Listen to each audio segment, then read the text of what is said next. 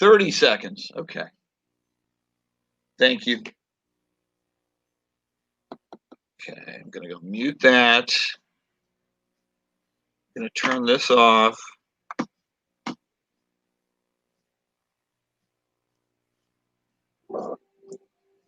Can't mute that anymore. All right.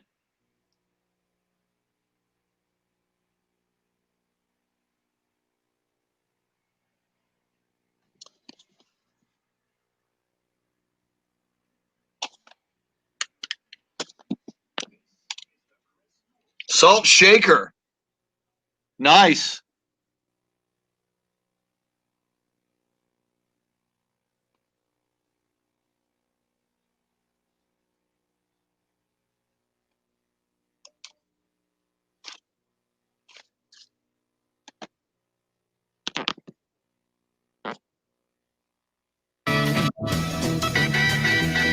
It is Wednesday, January 20th. For some of you news junkies, there's an apparent inauguration happening today. But this is Sports Talk, and talk of sports we shall. Welcome in. It's the Chris Duel Show along with Shannon, Salty, Sweeney. In a few moments, we will introduce honorary Dallas Cowboys number 69. He might have to explain that number to us. Biggest Puma in the house, your soundscape stylist, the one, the only Sam Freese. But first, let's check in on this Wednesday with lots of news and some bad news for the Houston Astros and Astros fans. Shannon, Salty, Sweeney, what is up? There's something in the air in Houston, sir, and I don't know if that's all the gas fumes. You know, I was going to something else. Yes, I was going to bring this up yesterday before, and we'll get into it. But George Springer, one of the key components of this Astros. Do you call them a dynasty? I don't know. They only won one World Series, so maybe not. But a perennial contender and a team knocking on the door for the last several years in the postseason of Major League Baseball. George Springer, overnight, we learn, signs a 6-year, $150 million contract, or at least that's what's being reported, with the Toronto Blue Jays. But Shannon, I was going to bring up with you yesterday, some people thinking there is a curse upon Houston sports teams, and that curse was created by the Houston Astros and the cheating scandal. Your thoughts on a potential Houston sports curse? I mean, I could see that happening for where we are now, but I don't know that explains the run that the Texans had with Bill O'Brien. And I think maybe they were cursed from the jump when they got Harden, right? Because they tried pairing him up with so many different people and it just never worked. Yeah. So now you've got Springer gone, Harden gone, Russell Westbrook gone, Deshaun Watson very disgruntled, perhaps wanting out. J.J. Watt, the face of maybe even more so than any Astro. Yeah, the face of Houston sports, I would say. Sports. Yeah. So, my God, we'll talk about that. As an Astros fan, and I am, man, no more Springer dingers for the Houston Astros. He's the MVP. God. And, you know, I heard all the talk, Shannon. It's like, yeah, but the Astros, they'll find a way. They're not going to let Springer go. That'd be like letting Altuve go. No, it can't happen. God. Is it a money thing for them, or that? Because at the end, like, fans love to bash players for leaving, and then when someone they don't like leaves, it's it's a business. It is a business. So we go back and forth from it's a business to taking it personally. And I'm not sure in this case what we should be taking it as at this moment. Well, and as you asked, is it a money thing? I have heard, after they won the World Series, all of those guys, Altuve, Carlos Correa, George Springer, Alex Bregman. I mean, obviously, all of those guys had, really great bats and were just such a big part of that World Series, in addition to banging on trash cans, that, all of their prices went up and it was going to be hard to keep all of them. But man, this one kind of hurts. Yeah, as I'd hate to ask this, but is there a guy that you'd rather see go just to keep Springer? Wow, that's tough.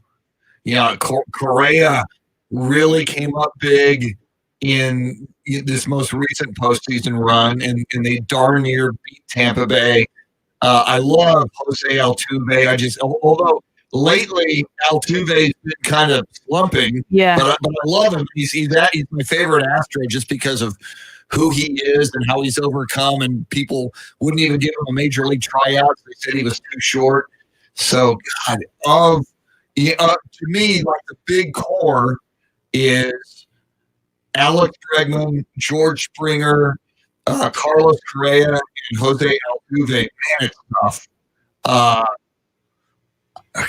maybe Bregman, but it's a great question. Maybe that should have been the poll question. He kind of slumped this past year too, though. True. He did not deliver when we needed him to deliver in the postseason. Yeah. So, God, and they're all kind of. I mean, I have a slight. I love Altuve. He's like a cuddly teddy bear to me. Plus, he's a great assassin baseball player. Not one of the Costco teddy bears that are bigger than life. One of the like the Build-A-Bear that you carry around with you in your pocket. Yes. Take it out when you need it. Yes. But that's a great. Maybe that's tomorrow's poll question. I know we have a different poll question already up. But, of those four, who do you lose?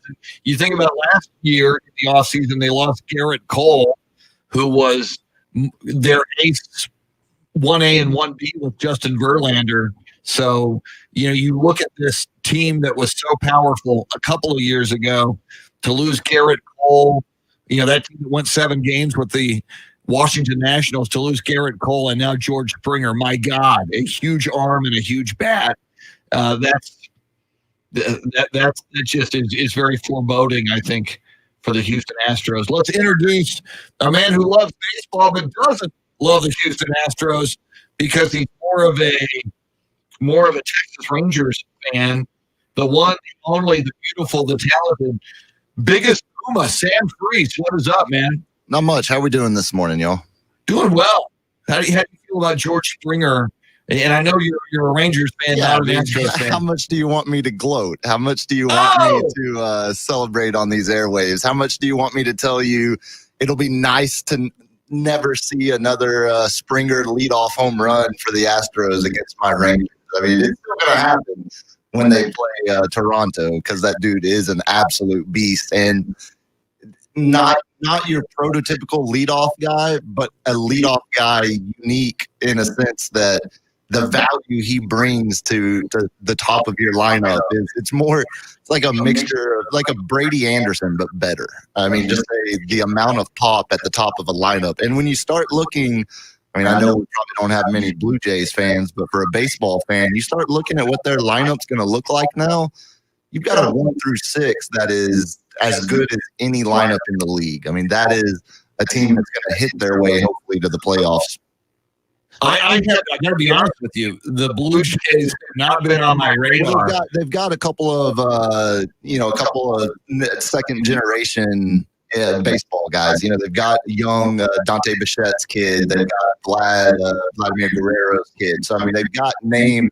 You say you're not familiar with the Blue Jays, and they've got Craig Biggio's kid as well. So I mean, you look at their roster, and you're going to recognize half the names on there because they are the sons of former, sometimes in some cases, former All-Stars, and hell, might even be Hall of Famers. Yeah, and as we learned from Ken Griffey Jr. and from Barry Bonds, who were second-generation dudes. I mean, sometimes the DNA can work out. So I haven't. So Shannon, I haven't talked a lot of Astros with you yet. I know, like Sam, you're a Mavericks fan. You're a Cowboys fan. Do you go all Dallas-Fort Worth Metroplex? Are you more of a Rangers fan than you are an Astros fan? I like the Rangers, but I've definitely been leading Astros these last couple of years. Baseball was never really my thing. It was hard to there's so many players and they're always getting traded. And then there's all these different levels of the game that it was hard to kind of find something to grasp onto. So the cheating is what made you grasp onto it? Over the last couple of years, I went to spring training. I went to spring training with the Astros, and I was like, these are a fun group of guys. Went to the locker room, met them all. They were all playing cards. Jose Altuve really is that short. I'm taller than him, which was incredible. I stared into Bregman's eyes. George Springer we were interviewing him, and he's just got his pants open. Like, you got a belt there. You don't want to maybe wrap that sucker around. You don't want to bring those back up. And no, they're just hanging out in their locker room. I didn't realize we were going. I heard Clubhouse. I was like, "Ooh, we gonna go like play some pool. We'll hang out, maybe some TV on." And the Clubhouse is code for locker room in baseball speaking. So we're in that pretty quickly. Now, you said you looked at was it Alex Bregman's eyes? What now? As you said that, I mean, did you feel like did you hear music? Were birds singing? I mean, what was he? Were you mesmerized by the beautiful eyes of Alex Bregman? The music I heard was the rap with all the expletives coming from George Springer's locker. It wasn't Cole Beasley. No, it was not. Okay. Absolutely not. But I did find myself mesmerized by Mr. Bregman and instantly became a little fangirl. However, he is now like engaged to a girl from Austin. Huh. So I don't know where I missed my shot there, but that window. They haven't That's sealed true. the deal yet. There's time. And even after the fact, there's always a chance, right? Exactly. He's a pro baseball player. How long is it going to last? That's true. It is 6:20. We do this at 6:20-ish and at 7:20-ish, and we do it 12 times per day between now and 8:20 in the evening. So lots of shots at you to win the Grand in Your Hand cash contest. Listen closely. Here it is. Let us give you money. Your chance to win $1,000 is right now. Text the nationwide easy to 200-200. You'll get a confirmation text and info. Standard data and message rates apply in this nationwide contest. Once again, that's easy to 200-200. Good luck. Good luck. By the way, we are streaming live video on Ticket 760's Facebook page, on AM 1300 The Zone's Facebook page. Got a guy, John Arne Paulson, joining us from Norway. Shannon, how cool is that? Norway is in the house. All right. This morning. I've got a little bit of Norwegian in me. Woo! I mean, I'm a mutt, so I've got almost everything in me, but I've got a little bit of Norwegian in me. I mean, look at my skin. Very nice. Now, you said you were in the locker room and you are taller than Jose Altuve. I have heard it said, I think he's listed at 5'7". Mm-hmm. I've heard people say that is an exact. Think 5'5". Yeah, I'm just below 5'6". So 5'5" sounds much more accurate.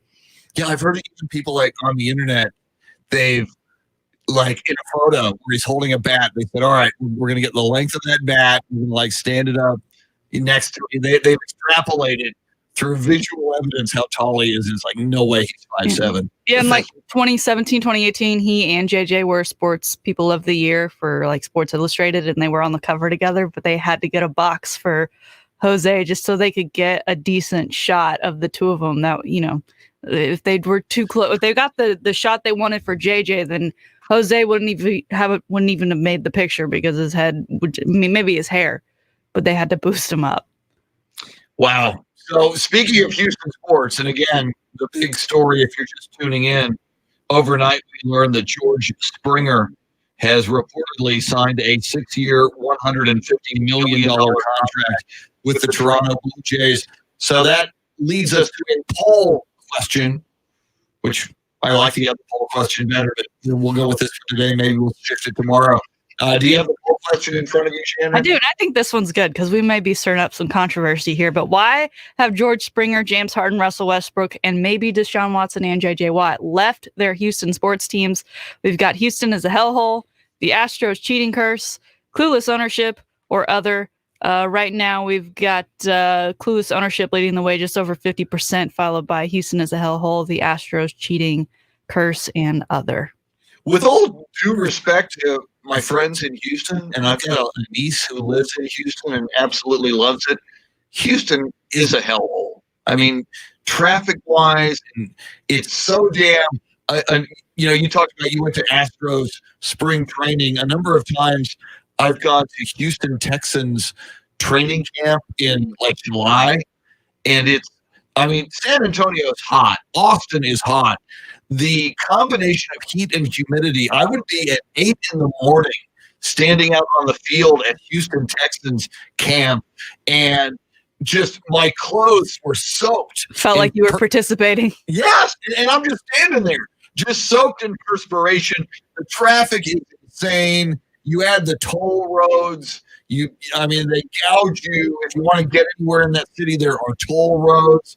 It's just there's just something about Houston when I'm there, at least, that is just so much more oppressive than the feeling I have moving around Austin or moving around San Antonio or even moving around Dallas. Dallas just doesn't seem as god awful just to move around in and exist in as Houston. So I'm starting to believe in the Houston Astros curse, a curse that not only affects the Houston Astros, but has created a dark cloud over all Houston teams. But I think Houston is a hellhole, is a competitive choice for our poll today. Yeah, I agree. I'm not a huge Houston fan as far as the city, the humidity. When it's humid, my fingers and toes swell up to Vienna sausages, and it's very uncomfortable. It's like immediate arthritis.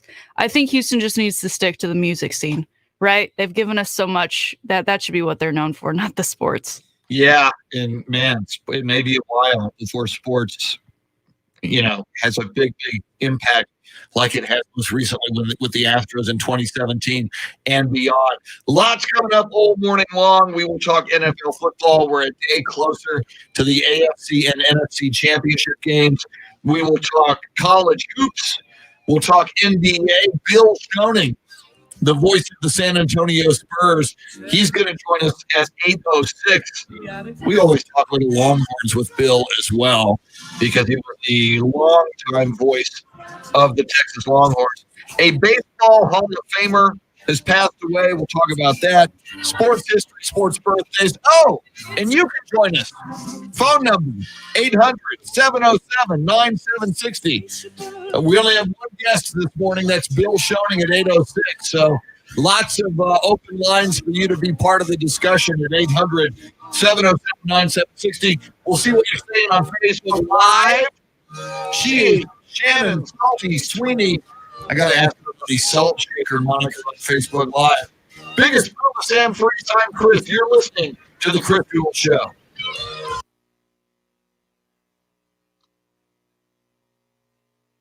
Yeah, Shannon, I'm going to hang out here during this segment. We'll see what people are saying on Facebook. John Williams, good morning. Raul Santillan, good morning. Alan Green has to work in Corpus today. Alan Green got to work in Corpus, driving. We'll hang up and listen on the iHeart app. Barney Segura.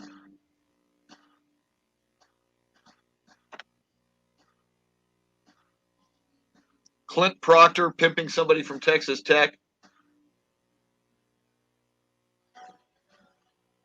Anthony Del Toro, welcome. Luisa Alanis, good morning. Al Perez III.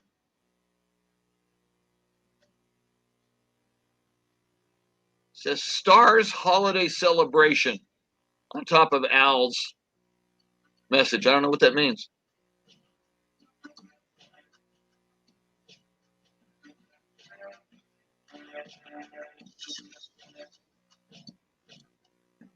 Al Perez says Salt Shaker in the house.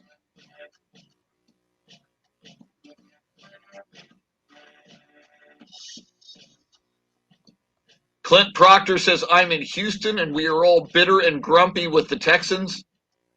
Texans about to be in the NFL gutter for years.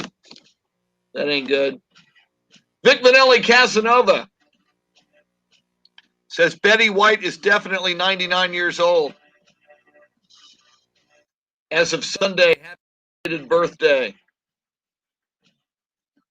Anthony Del Toro, good morning.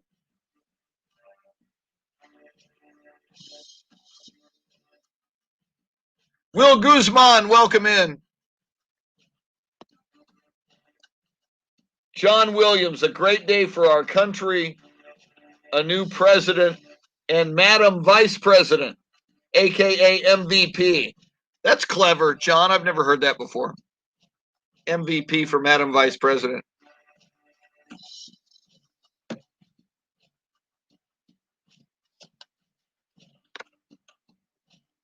Yeah, and we don't, as you know, we don't go political here.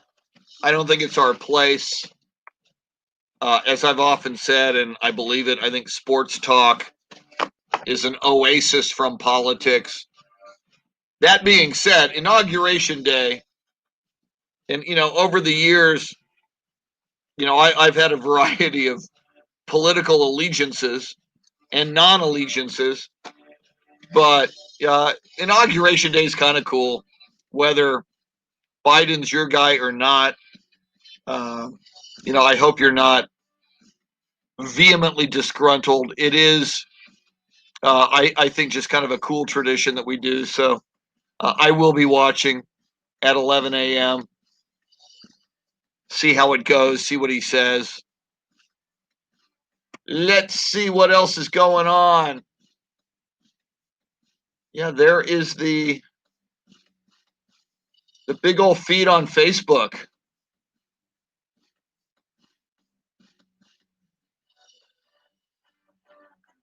Arthur Butler is listening. Thank you, Arthur Butler.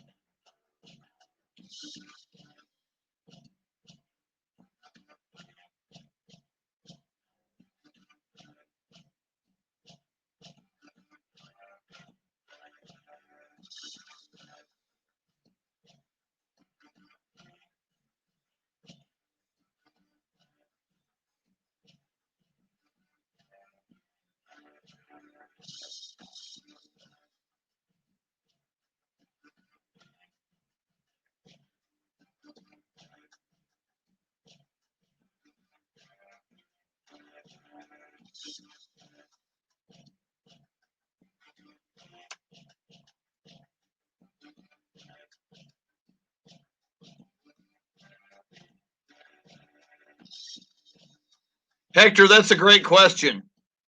Hector Gomez says, with COVID going on, how big of a production is the Super Bowl going to be this year? It's probably going to look a lot like, a lot of those playoff games have looked, at least as far as the stands go and player separation.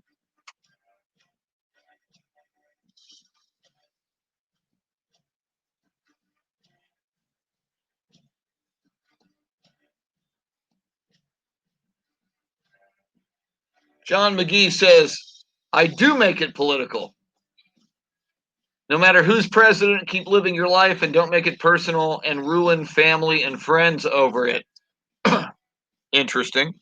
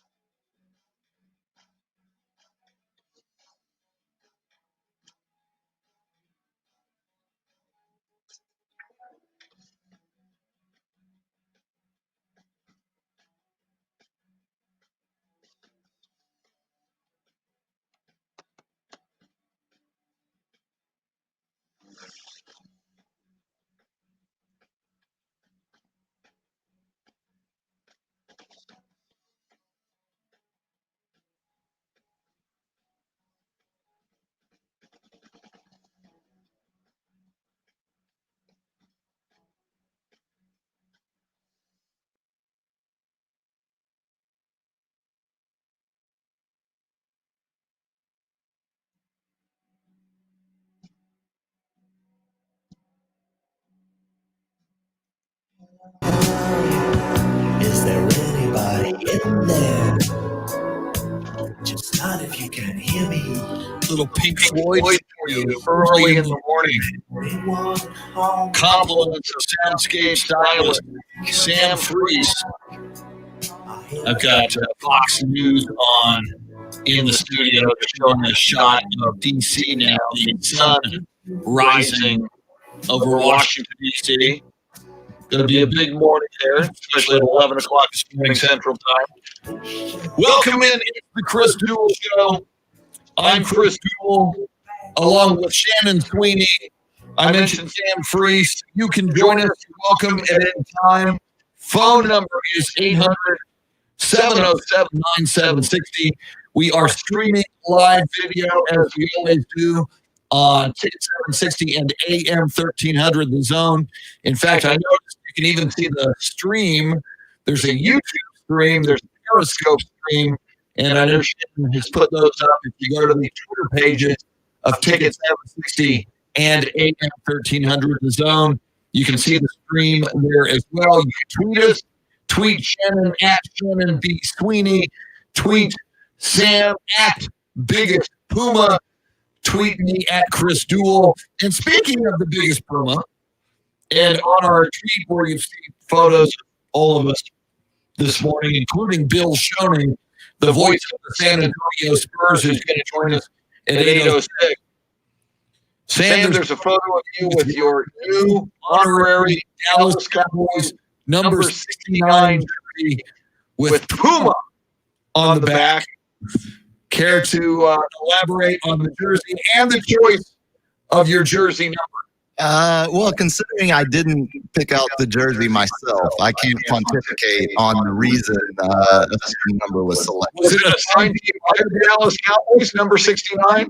Assigned to me by the members of Thunderdome that bought the jersey for me. I had it.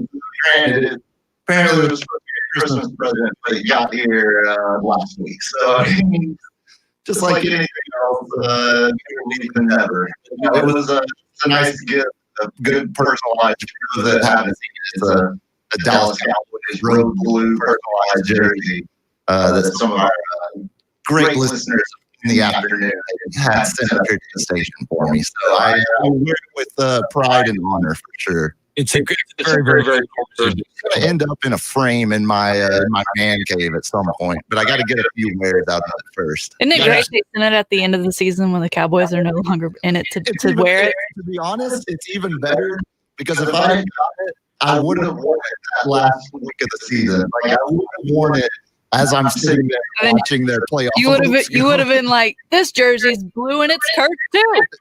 Yeah. I'm never wearing this again. Oh God, how many have you?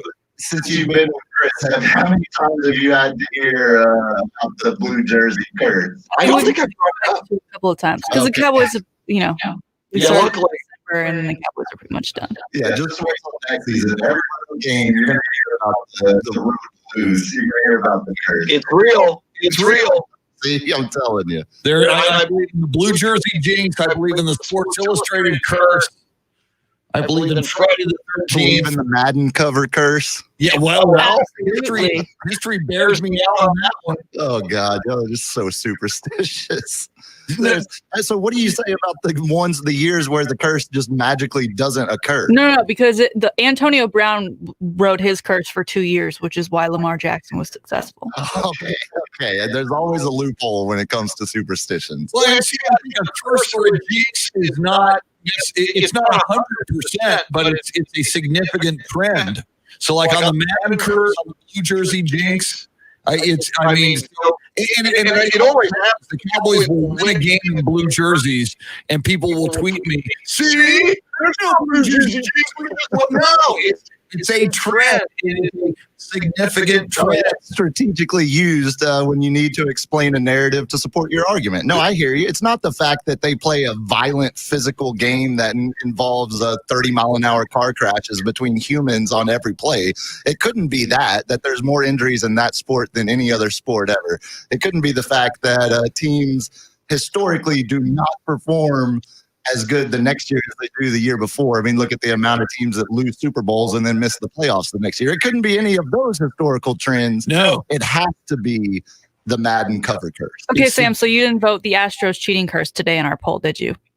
No. it's the new curse. No, I'm a man of logic and pragmatism. I do not believe in curses or superstitions. I don't believe that whatever spot on the couch you watch the game determines the outcome. I don't It adds up. buy into much of that. See, I believe in quantum physics, and I believe everything in the universe is energy. But that's very different. And, I agree but with you we there. are vibrational beings, and the more people believe, if you believe that where you sit on the couch, if you believe in what jersey you wear for your team during a game, you believe in the Cowboys blue.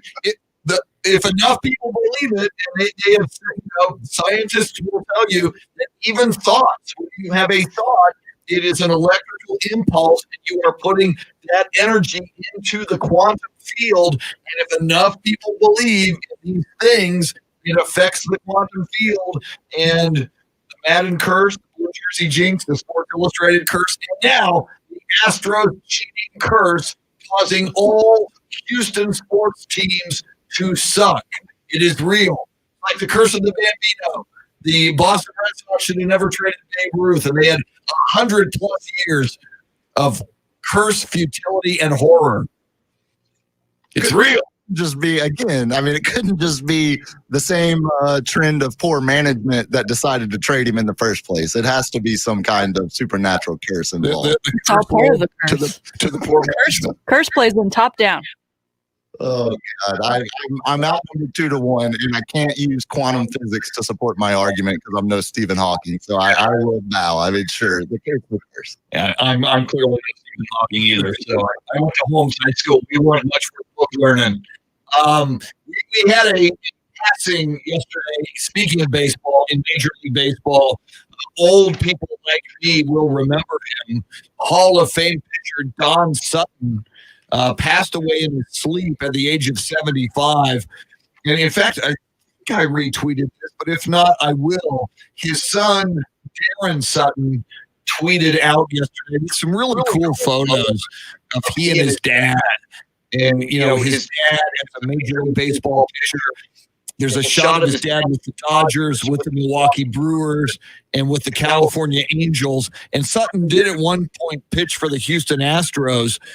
There's just photos of Darren Sutton, Don Sutton's son, with his dad while he's a kid and out on the baseball field, which is cool. And then there's more of a modern day photo.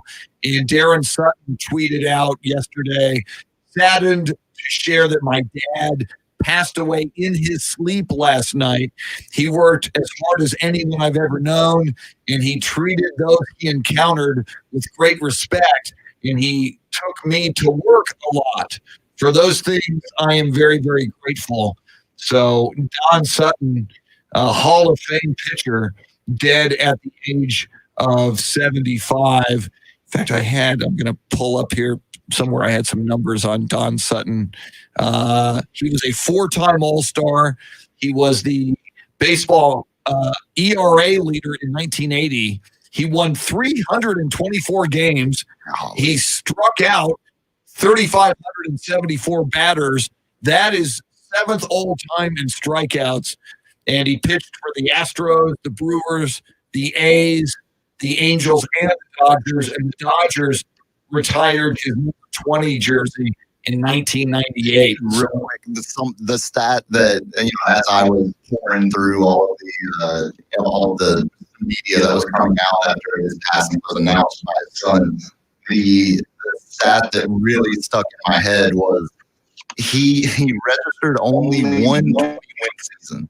And it's when you hear a 4-time All-Star, that might not jump off the page at you, but the 324 career wins with only having one season of 20 wins. That's crazy. It's insane. And when you actually look at it on a year-by-year basis, he had 10 or more wins in every single season except 1983 and 1988. And 88 was his final season.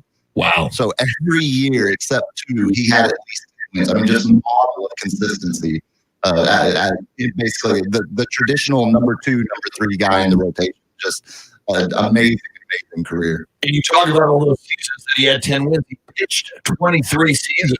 Yeah. So it's only a couple that he didn't have 10 wins. The whole 20 that he did, he was with the Dodgers for 16 years. By the way, so with those Dodgers, I mean, his first rotation, he was the number 3 starter behind Sandy Koufax and Don Drysdale.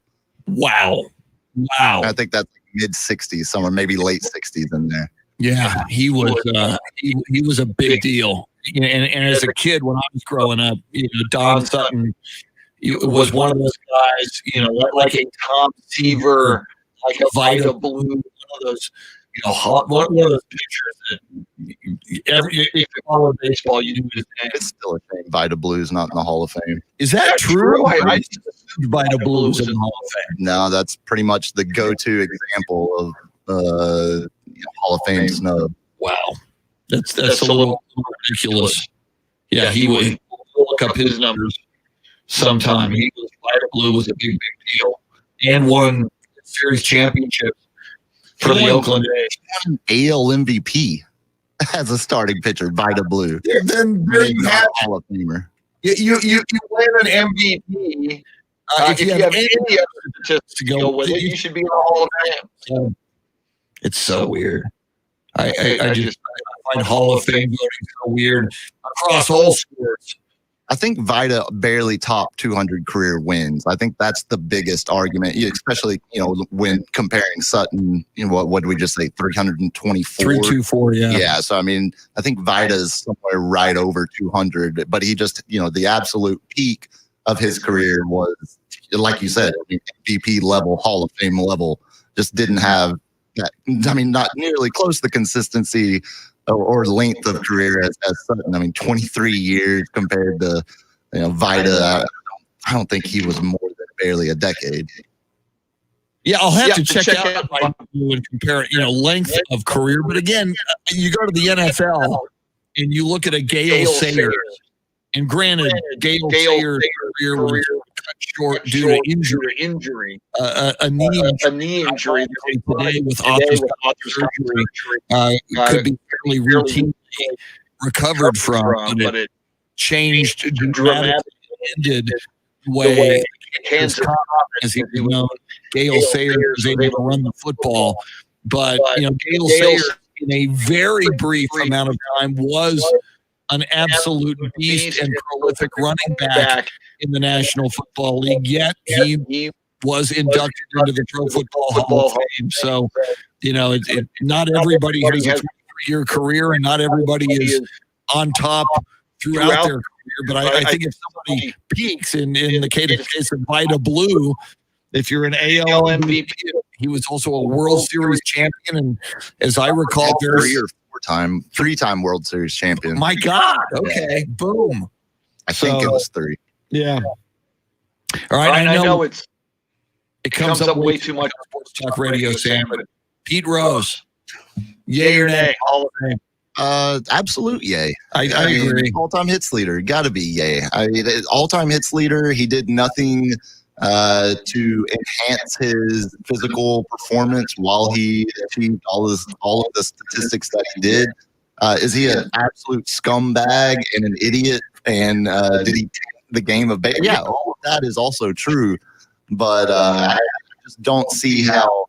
I don't see how you can have a Hall of Fame for your sport if you're going to leave out arguably the most prolific hitter from the sport. I mean, that's never made any sense to me. It doesn't, any of this, messaging to others. We're going to leave Pete Rose out to send a message, and the message is long since been sent. Like it's, in my opinion, it's a long time. But I also grew up. I grew up in the house that my dad was raised watching the Big Red Machine as a kid, and always was a Reds fan. Could pick it up back in the days when he was a kid. Pick it up on AM all the way up in North Texas. So that's it's probably a bit biased, but I think it's long past due to get over Pete Rose. Let him in. And Shannon, it drives me crazy when they put somebody into the Hall of Fame after they died. They did that with Ken Stabler. And for me as a Cowboys fan, most notably, they did it with Bullet Bob Hayes. And Bob Hayes was so deserving of being in the Pro Football Hall of Fame. And they didn't put him until after he died. And his son read a letter that Bob Hayes wrote to his son about how much it would mean to him if he ever got in the Pro Football Hall of Fame. So I kind of feel Rose, put him in before he's dead. Do you agree with me and Sam, or you keep Pete Rose out? It's almost like they're waiting to put him in until he's dead, just so he doesn't get the satisfaction of getting in. I think you're right. Because what he accomplished on the playing field, incredible, but he's being punished for what he did off the field. Yeah, I think he's been punished enough. But that's just me. All right. We got a lot more to cover with you this morning. Once again, you want to jump in on anything we're talking about? We talked a lot about George Springer this hour, leaving the Astros with the Toronto Blue Jays, 6 years, $150 million. We will got to talk some NFL football, man. We are getting close to the AFC and NFC championship games on Sunday. We'll talk NBA and college hoops. In fact, the voice of the San Antonio Spurs, Bill Shannon, going to join us at 8:06. We have a poll question up at Ticket 760 and AM 1300 The Zone. What is causing so many players to leave Houston? Russell Westbrook, James Harden, George Springer, maybe Deshaun Watson and J.J. Watt. Is it the curse? Houston is a hellhole? Is it bad ownership? Is it something else? You decide. Lots more coming up. We're with you till 9. You're listening to the Chris Duel Show. Woo! Woo! Got TV on. Marine One is landing on the White House lawn. Okay.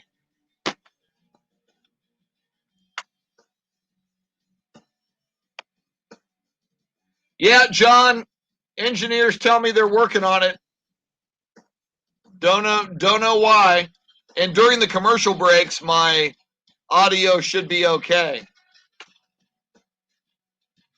Louisa, Sam, it's part of why don't we see Sam? It's part of the whole echo problem we have. Sam is choosing not to jump in this morning because the more people we have, the worse the echo is until our engineers fix it. Fix Dominguez says, if you believe it is real, yes. Fix, I agree with that. Yeah, I know, John. During when we turn on the mics, that's when the echo happens, which sucks. Yes, okay. Shannon, I see what you're saying about Tennessee. Yeah, let's get into that. In fact, we might do that here. Let me pull something up.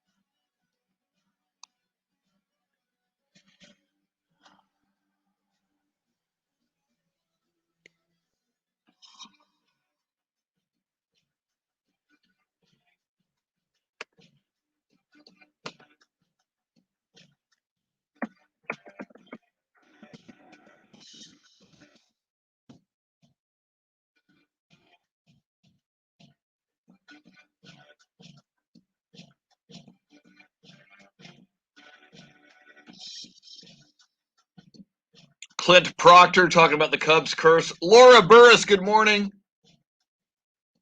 Laura Burris says, good morning. My daughter is on her way back to St. John's in Queens.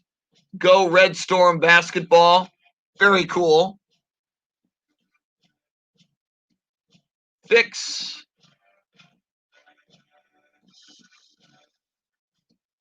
Hector. Yeah, that the echo goes away when we're not on the air, which is good. We just have to fix on air. We do have engineers now telling us they're on it. It takes a while, apparently. I'll give you some Mike Taylor. I'm going to grab some coffee. I'll be right back.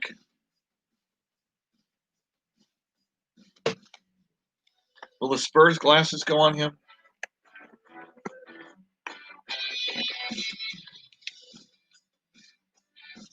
Nice. Coffee time. Be right back.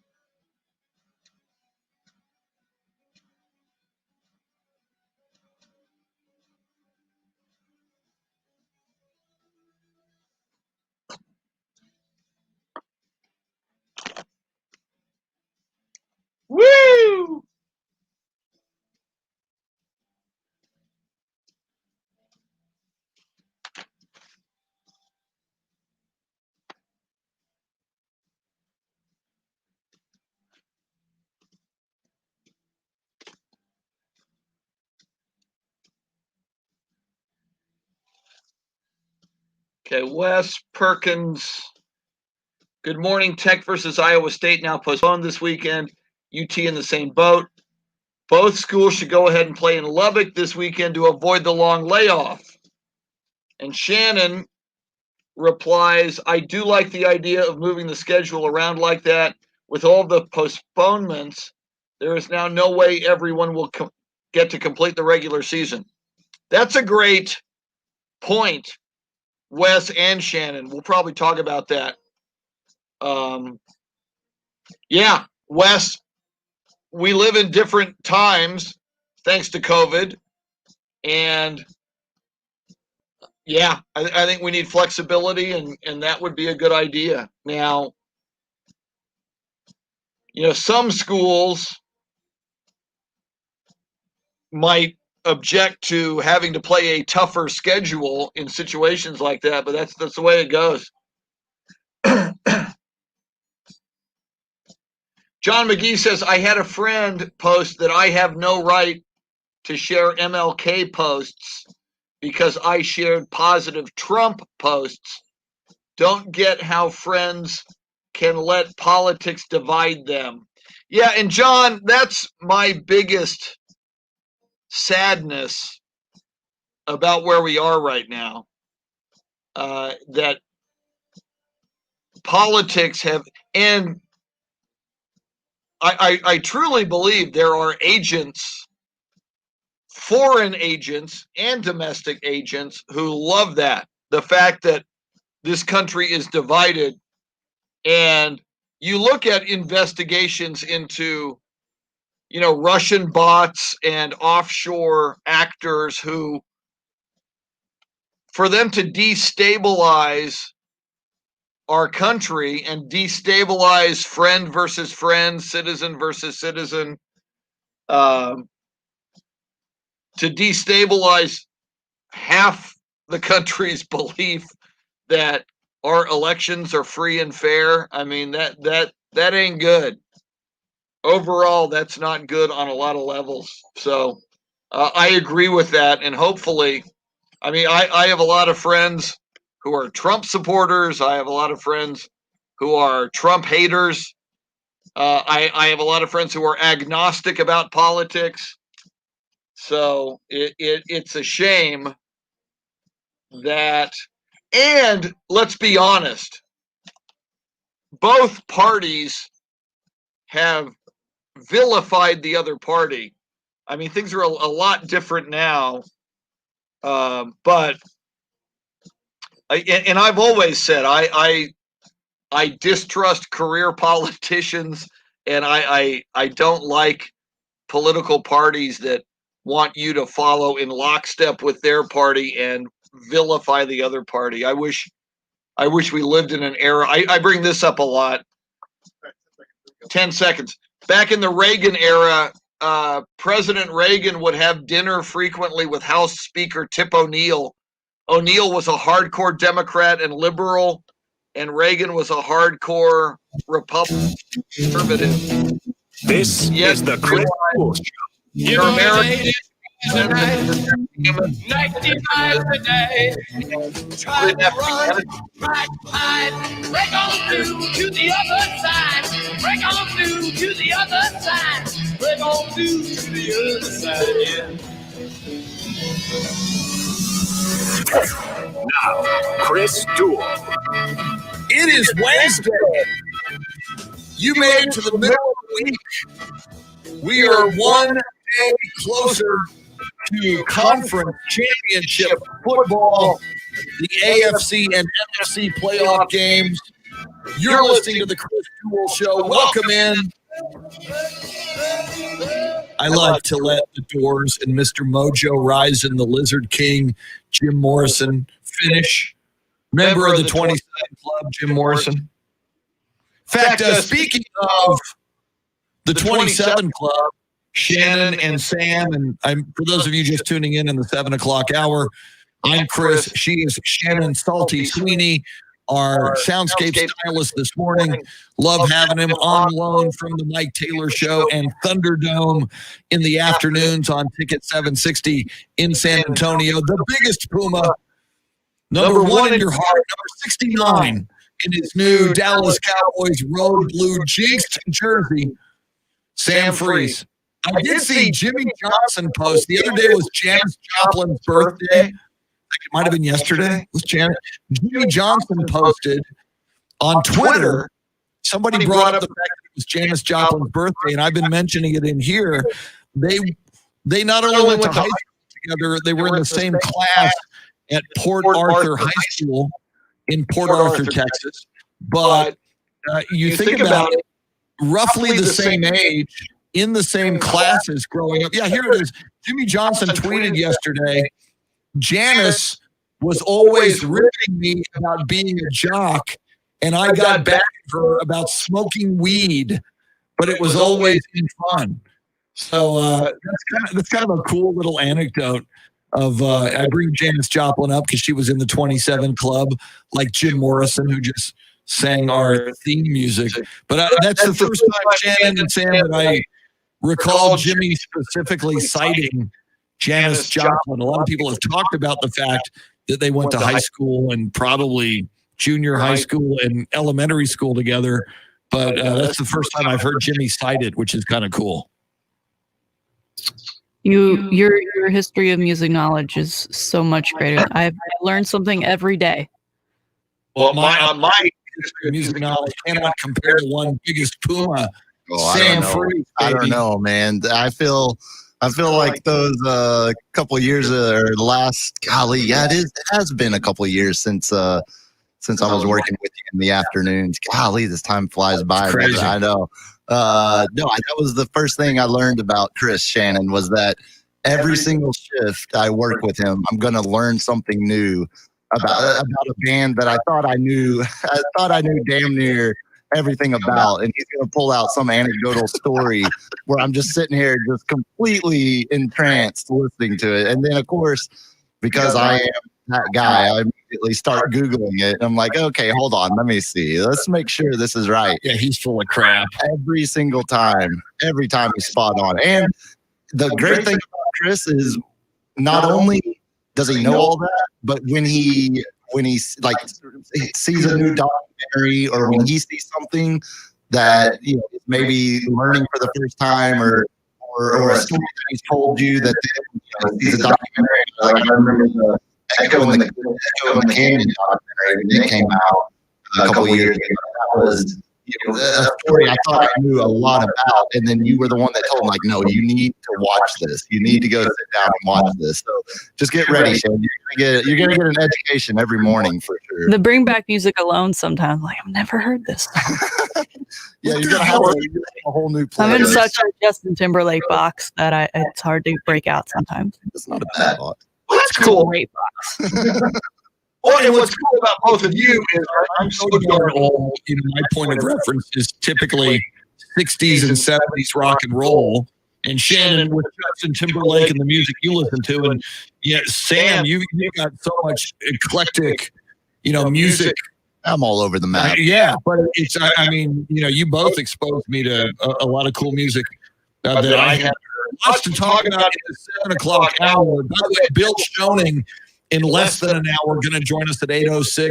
This is a Spurs game night. It's a late Spurs game. So I will be running coffee and fumes tomorrow morning.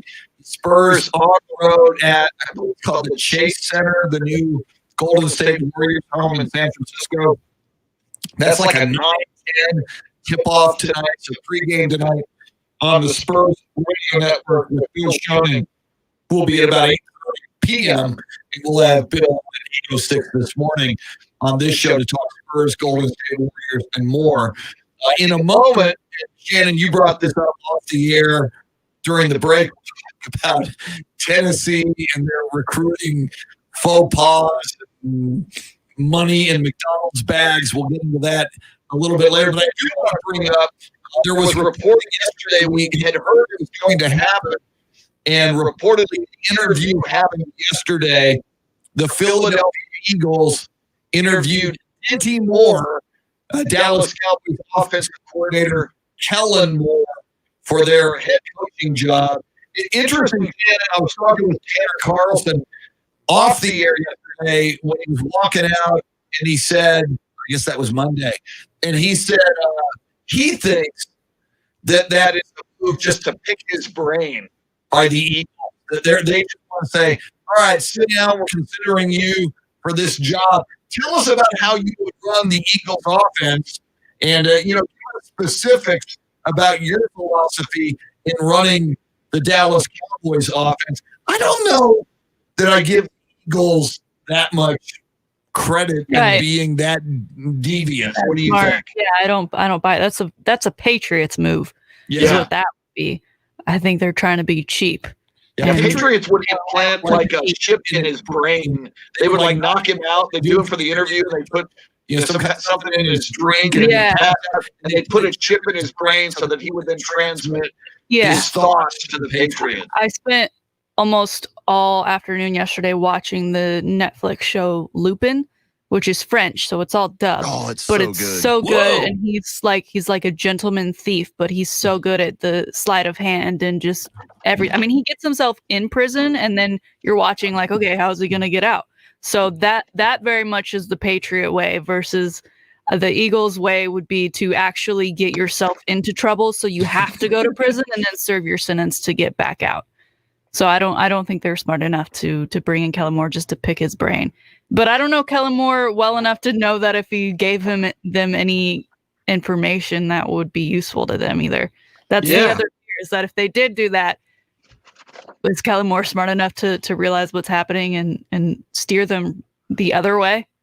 I think it wouldn't be the first time we've seen someone interview a Cowboys assistant just to try to get some info. I mean, going back to the mid-90s with Butch Davis when Al Davis, the old Raiders owner, brought Butch Davis in for an interview, and everybody knew Butch was not going to take the job, and everybody knew Al Davis was just trying to basically, he saw the success of the Cowboys, he saw the ineptitude of his own franchise over the previous decade, and he obviously was just trying to pick the brain of Butch, someone that was close to Jimmy, someone that was, within the Cowboys' winning ways within the organization. So it wouldn't be unheard of at all. But I kind of, if it was just Kellen and the Eagles, I would say, okay, Kellen was the offensive coordinator for the top offense in the league last year. He's worked with a young quarterback. He's developed a young quarterback. I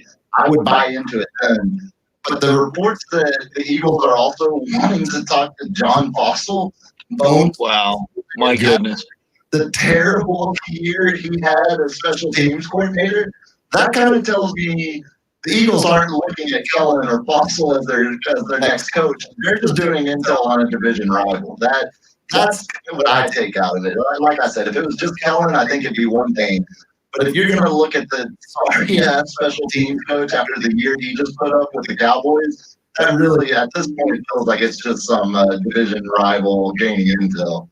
You bring up Al Davis, the now deceased, longtime and founding owner of the Oakland Raiders, and a lot of people in the modern day just remember Al Davis as this crazy old man who couldn't get along with Lane Kiffin and others. But in the 60s and the 70s, the Oakland Raiders were badass. Just win, baby. Yeah, and a perennial contender. And Al Davis, even at one point, was the commissioner of the American Football League, which is crazy. But Al Davis there were rumors that he would even, you talk about him being devious and bringing in Butch Davis just to get intel on the Dallas Cowboys.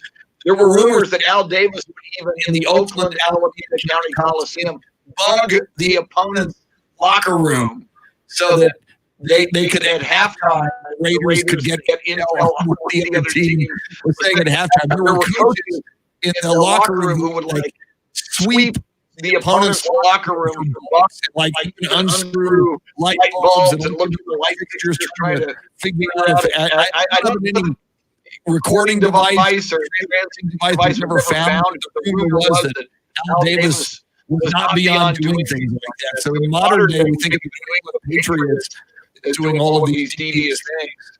But Al Davis may have been the forerunner of all of that in pro football. Doing things like that takes it away from being a game, turns it more into a war, I think. Yeah.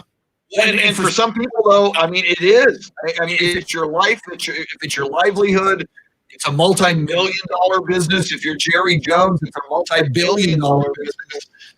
So, I mean, maybe if Jerry Jones did some of those things, we'd have been back to the Super Bowl since January of 1996. Shannon threw it out there, but speaking of you giving musical suggestions to us, she's spot on. You need to watch Lupin. Whoa.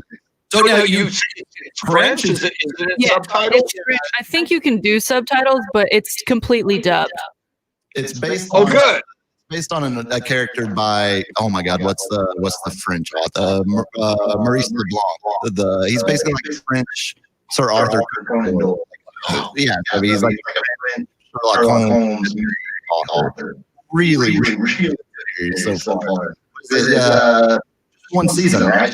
Yeah, only five, like 40 minutes, 45 minutes.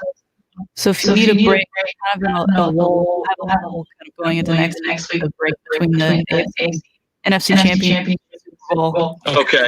Take it in. Time waster. Now, I did over the weekend take the advice of Shannon and Jeremy on Disney Plus. I watched WandaVision. Now, my problem, Shannon, I'm not a huge Marvel Comics guy, so I didn't really know where Wanda came from, where Vision came from, but I still kind of dug it. What were your thoughts on WandaVision? It's interesting how they're starting with this whole, they're doing play on old popular TV shows. Right? They did, which they made. As an old guy, I kept the way the music would come in and the interfering neighbor next door. Yeah. I mean, it with the boss, having to have dinner with the boss. And I'm sure if you're a kid, you're like, what? Where's the color? What's happening? Why are they sleeping in separate beds at night?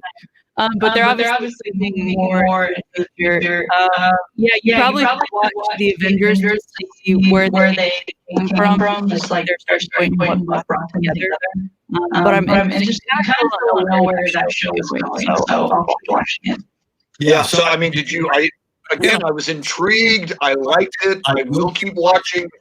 So do you dig it, or are you just okay? Are you hoping it gets better? I hope it gets better. I wasn't blown away, but again, I think we're very much in the same place. I like to give 30-minute shows a handful of episodes. Decide one way or another. Yeah. Okay. So I need to watch the Avengers, which I haven't. You need. I mean, those are like 3-hour movies. You have to prepare yourself. All right, I will do that. I will put that on my viewing list. One other thing, and we're bouncing all over the place, but that's what we do. Oh, you know what we're going to do right now, though? It's 7:20. We're going to bounce into the cash contest giveaway. It's the Grand in Your Hand cash contest. We do it twice on this show every morning at 6:30 and 6:20 and 7:20-ish is when we do it. But we do it 12 times throughout the day, both on AM 1300 The Zone in Austin and Ticket 760 in San Antonio. So you got 12 shots to grab some money. It is the Grand in Your Hand cash contest. Listen to this. Let us give you money. Your chance to win $1,000 is right now. Text the nationwide game to 200. You'll get a confirmation text and info. Standard data and message rates apply in this nationwide contest. Once again, that's game to 200.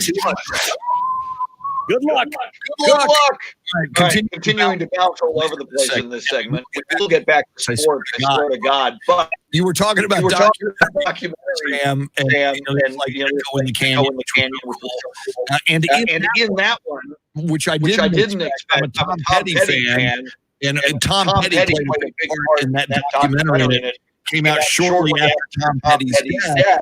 And I thought, I'm going to see these Laurel Canyon rock and roll acts like Jackson Brown and Linda Ronstadt and people like but Tom Petty was a big part of it. In the Tony Parker documentary, Kobe Bryant plays a significant role. And there's some cool moments with Kobe Bryant on Netflix, the Tony Parker documentary. And I have also heard that was one of the last down interviews with Kobe Bryant. Shannon told me you saw the Kobe Bryant documentary before I did. Sam, did you get a chance to look at it yet? The Tony Parker documentary. Yeah. What did you think? Not the greatest sports documentary, but I mean, it definitely. If you're a Spurs fan, I don't think it. If you were actively involved with the Spurs or the Tony Parker career, I don't think it's going to really tell you much you didn't know. I mean, for someone that grew up outside of San Antonio, but absolutely followed the Spurs just as a basketball fan, there wasn't a whole lot in there. Even I didn't know, but again, it's the drug of nostalgia and the the film and going back and seeing all that classic, amazing footage is well worth your time to watch.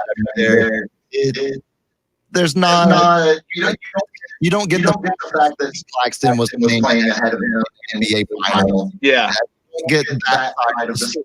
You don't get much. Adversity from the perspective of Tony and Grant. As all of us know, there was a certain level of adversity that on and off the court that you don't So like I said, it's well worth your time to watch. It's always nice to take a stroll down memory lane and remember the good times. Well, and one of the cool things, talking about Kobe Bryant and his appearance in the Tony Parker documentary on Netflix, you hear from Kobe that he even learned French so that he could swear at and mock and talk trash to Tony Parker on the court. French swear words are the most fun to say. As someone who's wasted 5 years taking French in high school and college, the best part of knowing French is the profanity. So it's Kobe. Kobe's saying it. Kobe's also a global man. He was also someone that would pawn off on a Tuesday. So I mean, knowing French for Kobe, I think also probably it wasn't just a cuss at Tony Parker. Now, speaking of swear words, in just one more Netflix documentary, somebody mentioned it on Facebook. I have not seen it yet. Carl Fisher on Facebook Live says history of swear words on Netflix is awesome. Have either of you seen the history of swear words yet? I've seen the trailer. Yeah, I've seen it. Cage being the narrator of that, I just don't know. Oh, so Nicolas Cage took you away?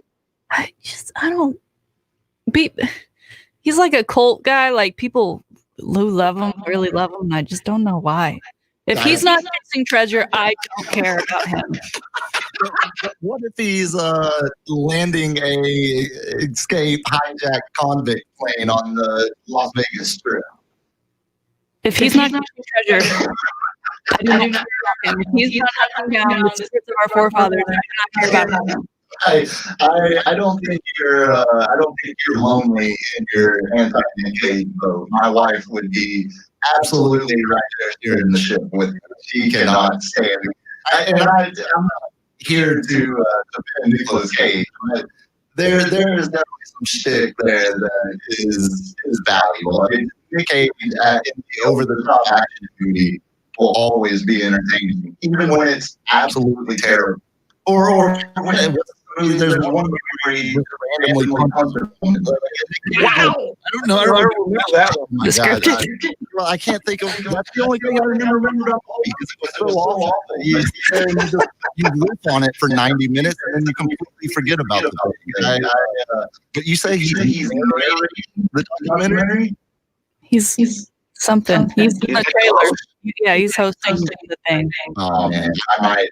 Nothing else that will get me locked into at least hard episodes to see how much of a train wreck it is. Yeah, and Shannon, what if he wins you over? What if in this role as narrator of the history of swear words? What if you retake him? I probably won't.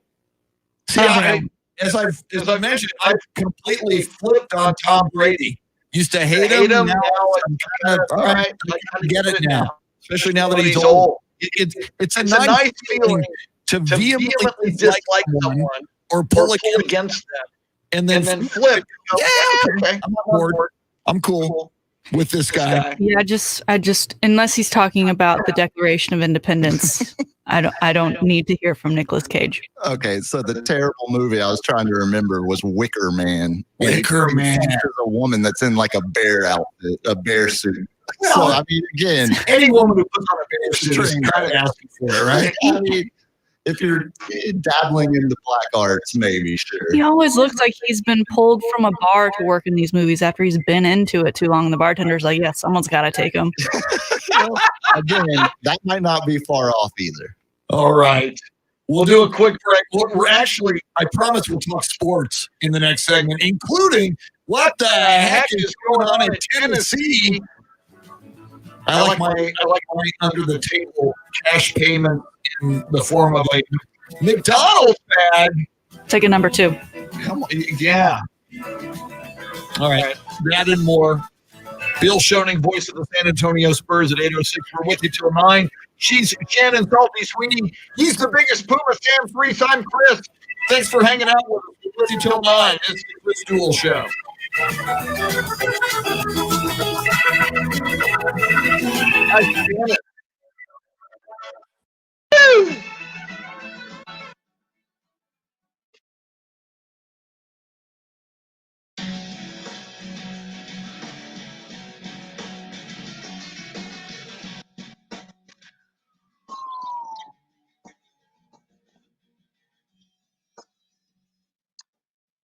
Okay, so Donald Trump has left the White House on Marine One.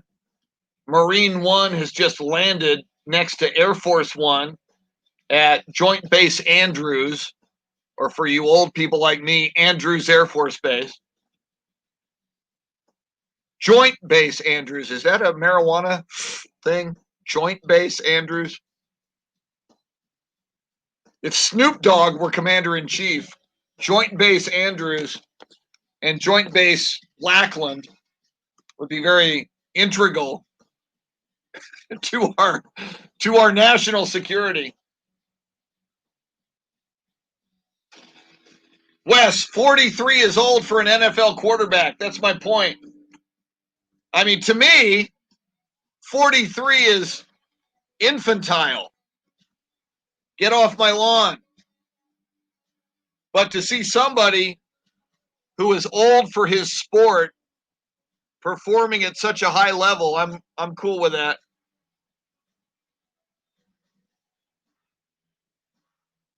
So yeah, Wes, 43 for a band director, not old. 43 for a quarterback, old.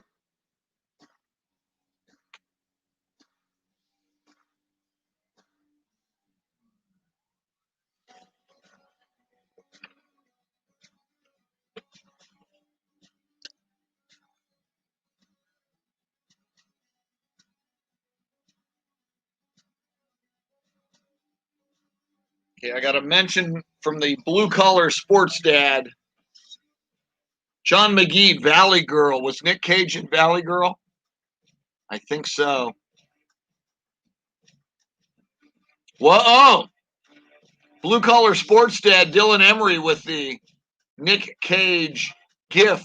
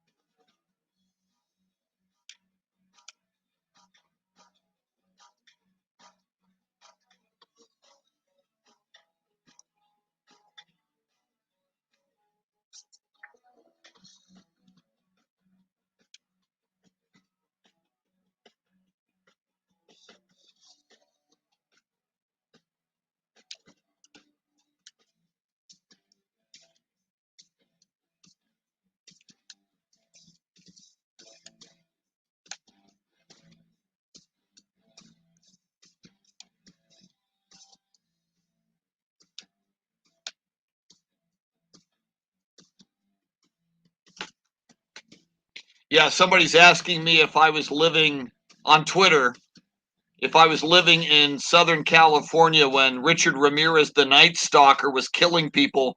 And the answer is yes. I'm writing him back on Twitter. There was a night, the night after there was a murder like 20 miles away from where I was staying. I was house sitting at my sister's house, and I was alone, and it was the weekend. And the night before, someone was murdered like 20 miles away, and all of Southern California was abuzz and in terror over the Night Stalker. Yeah, Shannon, I haven't seen it yet. So the night before, somebody got murdered. It's the Night Stalker. Everybody's looking for him. So I'm house sitting at my sister's house, and she lived in Orange County in Southern California. And I'm alone, and I hear noises downstairs.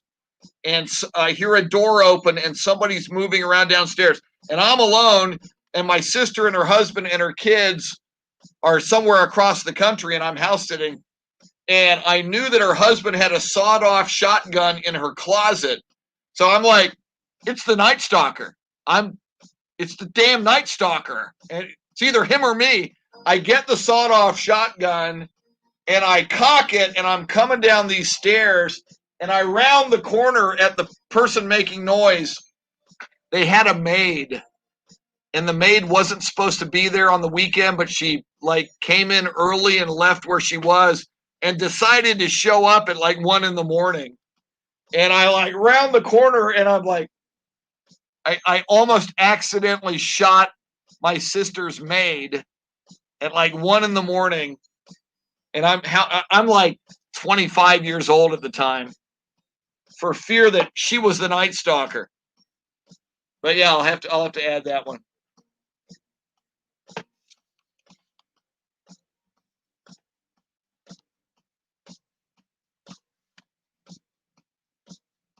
Yeah, Bernard, Nick Cage has those Coppola, Talia Shire, Yo Adrian DNA genes running through his body. Yeah, I haven't seen the Night Stalker documentary yet, but I do remember,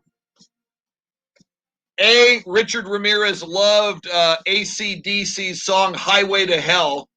Apparently he would listen to it on a Walkman or on a boombox before he'd go kill people. And I remember when he was arrested and appeared in court, he carved a pentagram on his hand, which I think you have to do at Oklahoma Satanic University, which Jeremy Fouts had a scholarship to. And he raised his hand, which had a pentagram carved into it, and said, "Hail Satan." What a guy. Richard Ramirez, hail Satan. Lucinda Sullivan, good morning. Lucinda with the coffee. I've already had some coffee, Lucinda, in your honor, but I've also got iced tea from Blanco Barbecue.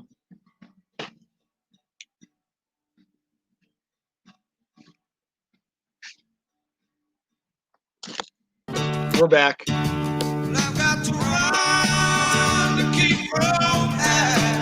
Welcome in, Chris Duel Show, along with Shannon, Sweeney, and number 69 in the Blue Jersey Kings jersey of the Dallas Cowboys. Biggest Puma on loan from Thunderdome and the Mike Taylor Show in the afternoons on Ticket 760 in San Antonio. Sam Freese.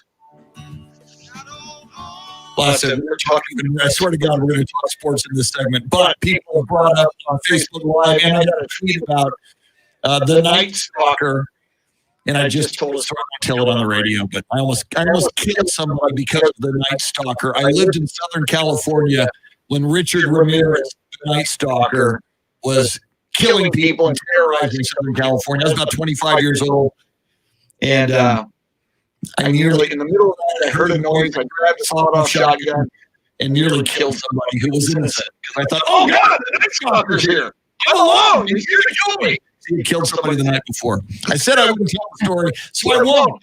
For those that missed it in detail, the video we're doing on Facebook, right. YouTube, and Periscope, you can go rewatch it later. Chris even acts it out, so 'Cause you don't want to hear it twice. So thank you. it's better to be seen anyway. You can go hear it. So, all right. Let's see what we haven't gotten to yet, Shannon, and we will. And by the way, Bill Schoening, the voice of the San Antonio Spurs, is going to join us in the next segment, about 8:06 at the top of the hour. Tennessee, with their recruiting violations and all the fun stuff that they have done, they apparently.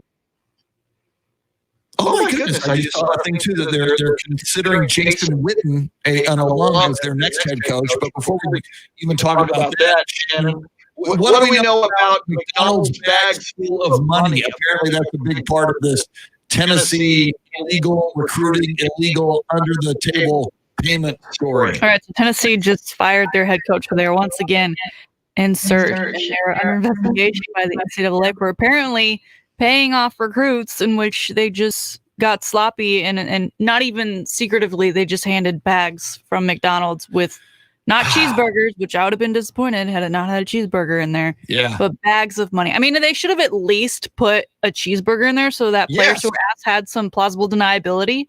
Exactly. Oh, I thought it was a cheeseburger. Cheeseburger? Sir. Yeah. I thought McDonald's, they just accidentally left the cash register in there too. They just, they didn't look in the bag. It'd be weird for this. COVID. They don't want to touch my food. They don't want to look at my food. They don't want to breathe on my food. There's a cheeseburger in there. And you're so right. If you just put a cheeseburger, you've got plausible deniability. If you're a booster, it's like, oh, I accidentally dropped this, $1,000 in the bag. Yeah. It's a happy meal. Yeah. The food makes you full. The money makes you happy. I'm loving it. Woo!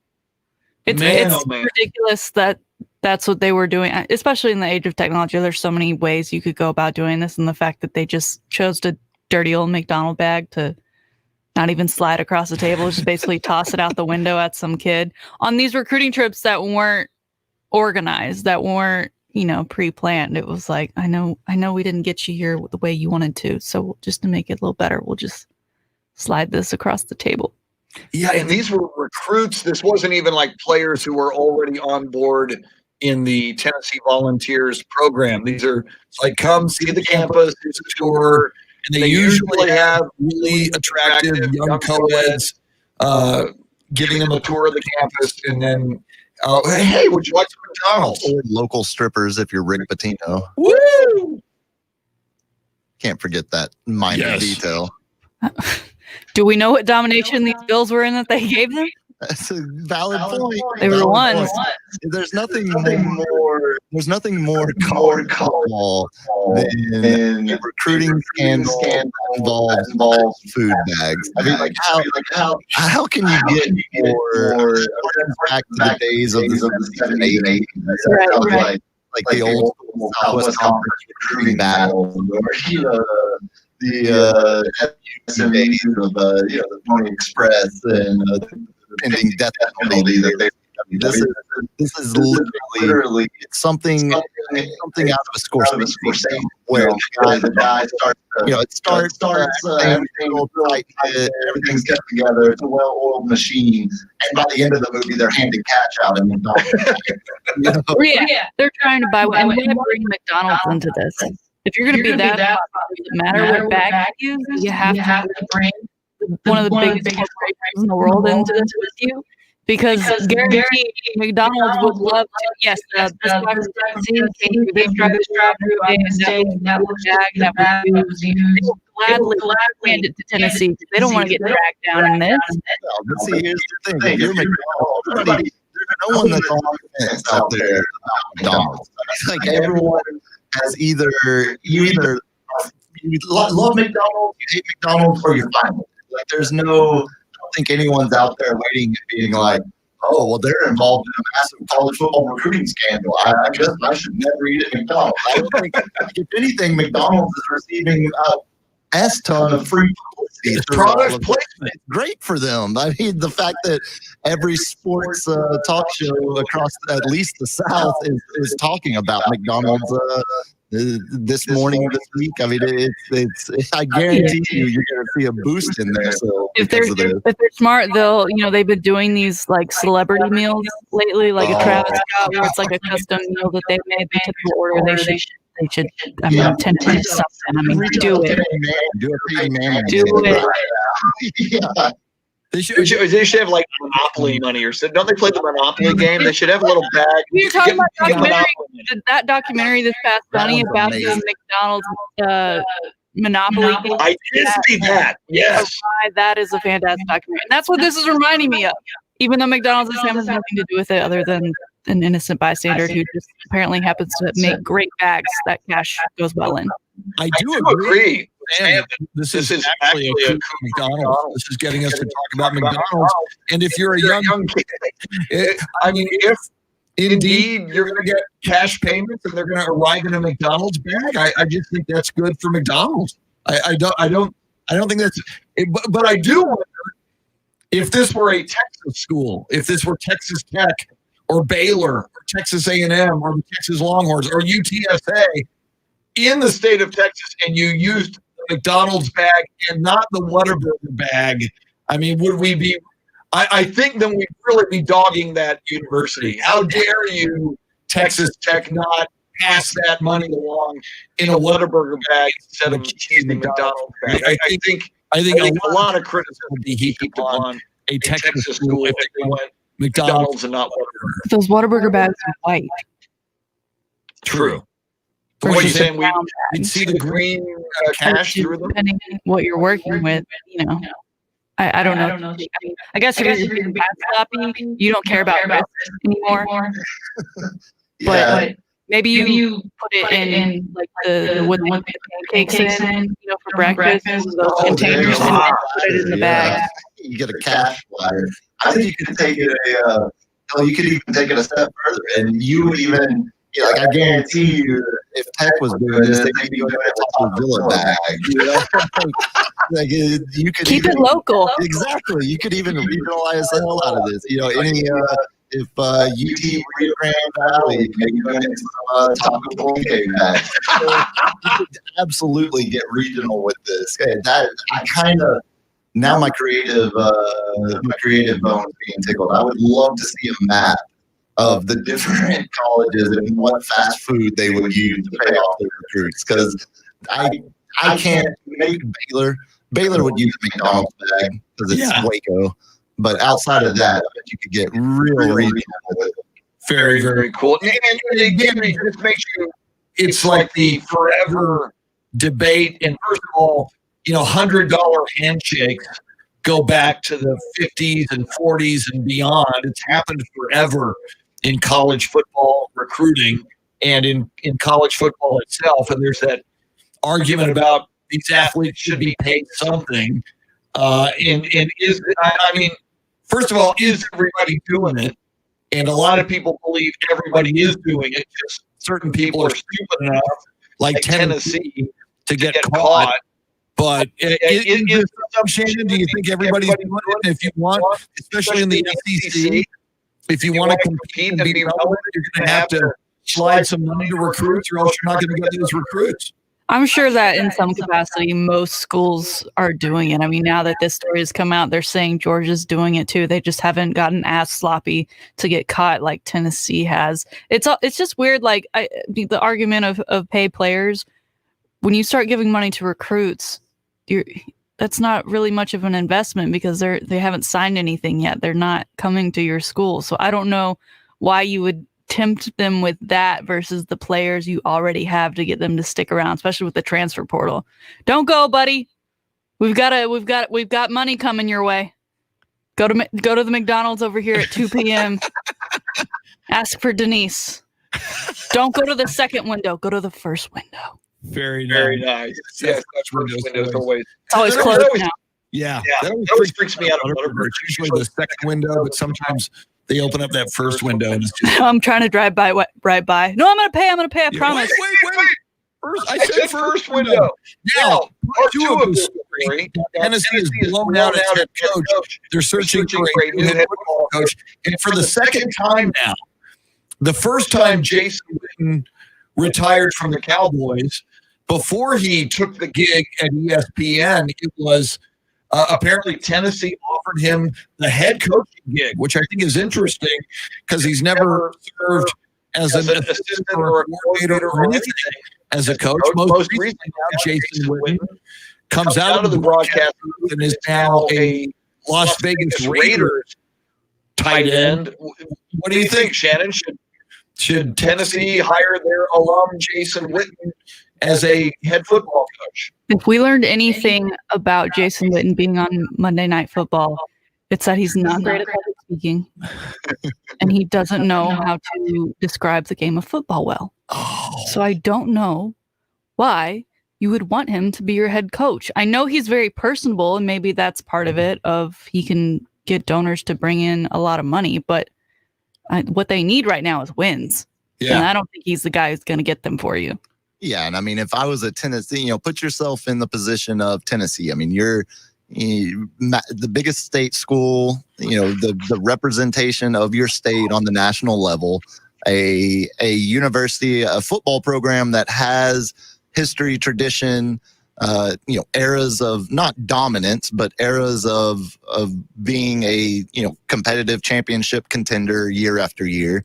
I mean, we're not talking about a, non-Power 5 middle of the road program. I mean, this is for any Power 5 university with championship aspirations, whether they be conference or national championships. I don't see how hiring a guy with zero coaching experience, no matter who he is, would be a move that would appease the fan base if I was a part of it. I mean, no matter his connections to the university, no matter his, what that might get you excited or what that might make you feel bringing in, an old volunteer, I would be extremely hesitant to bring in a guy that has absolutely zero coaching experience to be the face of my football program for a massive state school like that. Yeah, I agree. And I guess the only value or the thinking behind it is the fact that you're not going to get Peyton Manning. You try to think of the highest profile football-related people connected to Tennessee, and obviously Peyton Manning would be that guy, but he's not going to be. Well, and let me ask you that: would you, if it say this was Peyton instead of Witten, would you feel comfortable saying, "Yeah, let's give Peyton Manning his first head coaching shot"? I think maybe because he's Peyton Manning. Yeah, maybe you give it a shot. I mean, just what if, given his football IQ, he assembled a staff around him. And it's all in the news. Deion Sanders at Jackson State. I mean, if he's not Deion Sanders, he doesn't get that gig. I think Jackson State, and now he's got his boombox back. We can talk about that. I think maybe you roll the dice because what if it rocks? What if you're right? What if he's the man? No question. But even, referencing Deion, hell, even Deion had coached at the high school level. Before, and granted, it was at his own school that he founded, and in turn got shut down because of different academic levels not being reached and different recruiting violations at the high school level. But irregardless, I'm not a fan of bringing in a head coach at that level of a job that has absolutely zero experience. I mean, you're basing your hiring off of a resume that shows zero experience in anywhere close to the position you're about to hire the guy. And like you said, you're hoping that it's something that will work, but you have what to base it off of, just his IQ of the game. And like Shannon said, we all heard Jason Witten break down the game of football on a national level in a hot seat job, and the results were mixed, to be extremely generous. So I mean, I would be extremely hesitant if I was a UT fan to put all of my support behind that hiring. You can't tell me Witten is the best available candidate. You would be doing it because of the connection he has to your university. There's no way you could tell me on paper he would be the best guy you interview. And to me, if I'm a fan of that program, I want the guy with the best credentials and the guy that I think is going to step in tomorrow and get that thing turned around. And I just don't see that being Witten. And that man is Art Briles, right? Woo! He's tanned and rested. Yeah, I mean, well, golly, did you see how unkempt he looked after he walked? He is looking funky. Yeah, no, he looks like Don Nelson after he retired in Hawaii. I mean, he's got the long hair going. I mean, just completely out. But we joke and sit here and do. I mean, I'm not going to support Browse's personal decisions at his different stops dating back to Stephenville High School in the 90s, but he's a hell of a coach, and he would be a better coach next year for the University of Tennessee than Jason Witten would be. He'd be better at covering up giving players money, that's for sure. Oh, exactly. He wouldn't be a lot more creative. Yeah, he wouldn't use a McDonald's bag for sure. And he'd partner with the local police department to cover it up. It'd be beautiful. He's good at that. All right. Coming up, we got sports packages. We got a sports update coming at you at the top of the hour. Then we'll talk a little NBA, San Antonio Spurs. And whenever we grab him, we talk Texas Longhorns hoops. In fact, Shannon was talking with people on Facebook Live about, all these cancellations. Maybe should teams that don't have COVID issues, like the Longhorns and Texas Tech, schedule each other outside of the schedule if they're ready to go rather than sit out 2 weeks. We'll put those questions to Bill Schoening coming up. He's the voice of the San Antonio Spurs, former voice of the Texas Longhorns. He will join us next.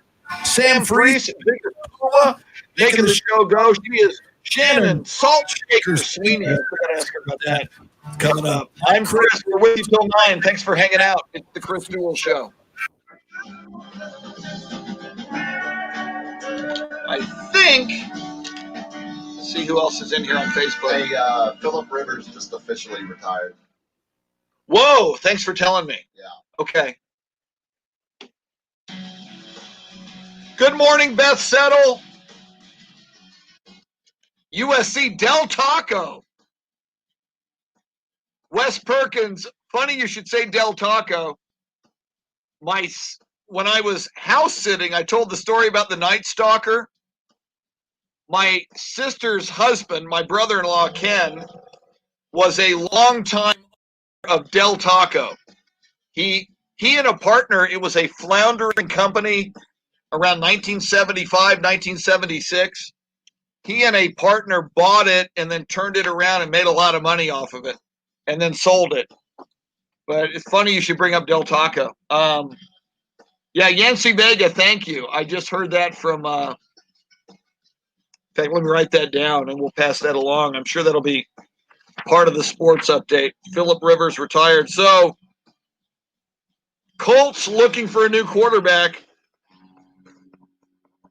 Lucinda Sullivan in here's a big Colts fan. Philip Rivers retiring. Okay. I am going to go grab some coffee. Steve DeRocco in here. Steve DeRocco, The Rock. Welcome in. I'll be back.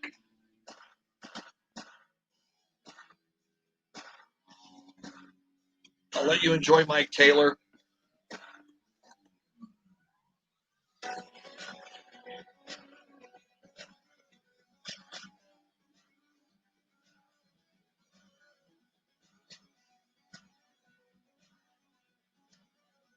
Be back in about 90 seconds with coffee. Woo! Wear your mask, people.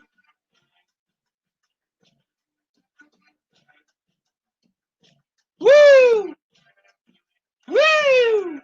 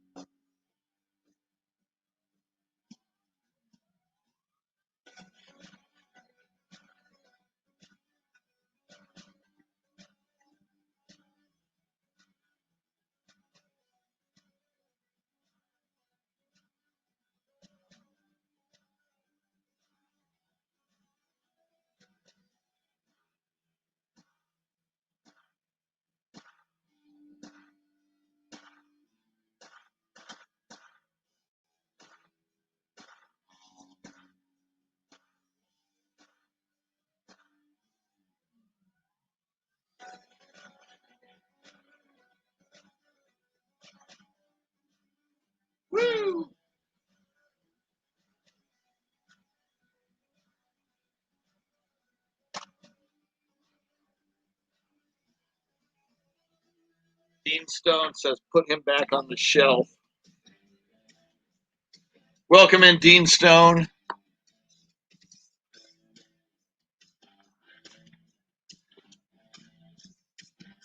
So, yeah, if you're just tuning in, Philip Rivers announces his retirement so that he can have more kids, spend more time fathering children.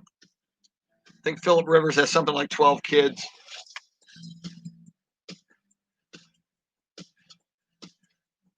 Is Philip Rivers a Hall of Famer? That's a good question. Bill Schoening going to join us at 8:06. I had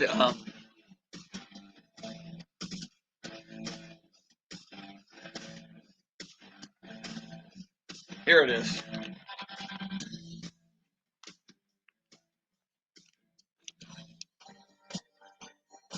That's right. I still read the sports page. Get off my lawn, you internet kids. Some of us still read the sports page. Going to talk some Spurs with Bill Schoening. DeMar DeRozan from what college? USC. Woo, woo, woo, woo.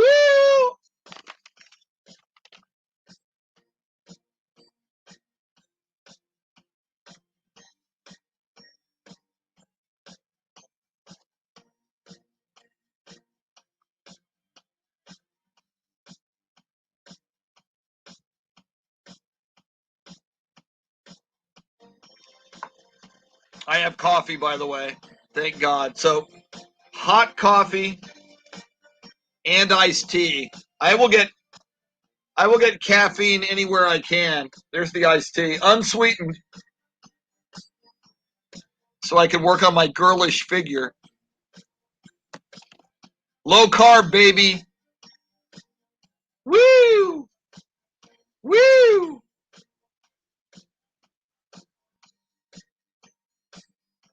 Axel J. Miller joins us from Denver.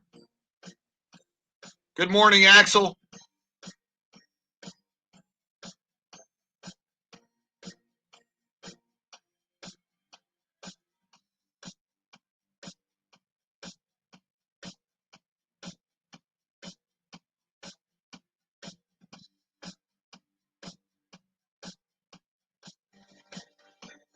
I know, Bernard, that's a lot of fluids. That's why during the breaks you see me go away for 90 seconds.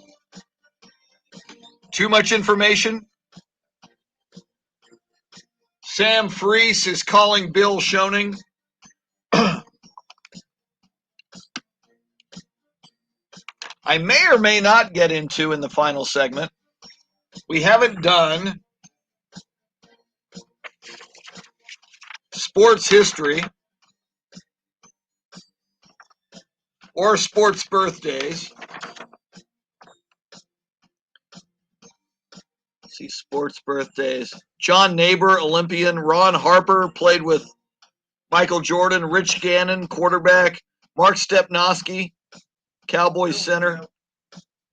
Thank you, sir. 10 seconds, Joe. Thanks. 10 seconds out. Here we go. Woo! Woo!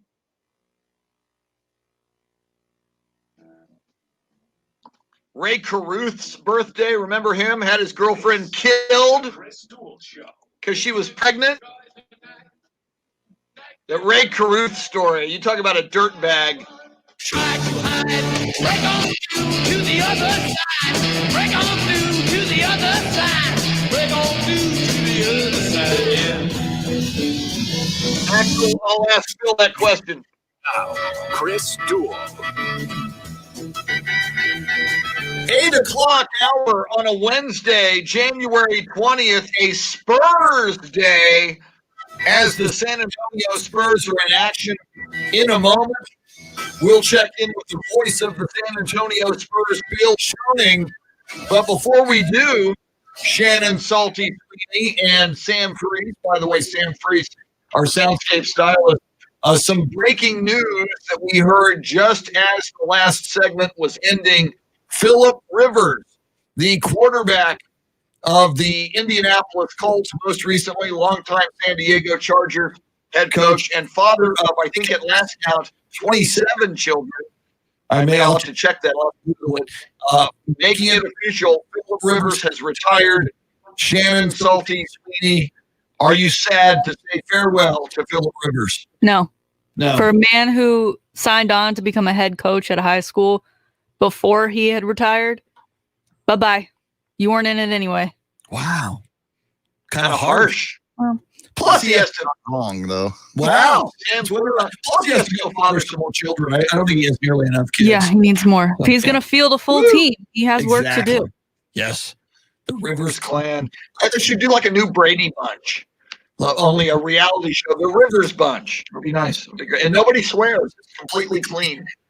So you got to like that. On the television. Yeah.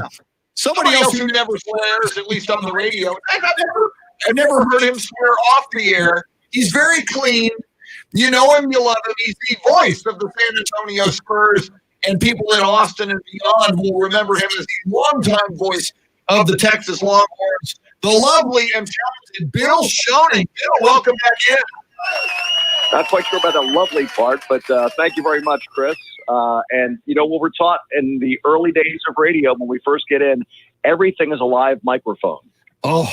So that's one of the reasons why you probably never heard me cuss on the air, because when I get around a microphone, I make sure that I refrain from getting upset, or at least try to. And I think all of us in radio or TV, Bill, know of some horror stories. I know of people who have lost their jobs by not adhering to the adage that every microphone is a live microphone. It's a good way. It's a good way to approach your broadcasting career.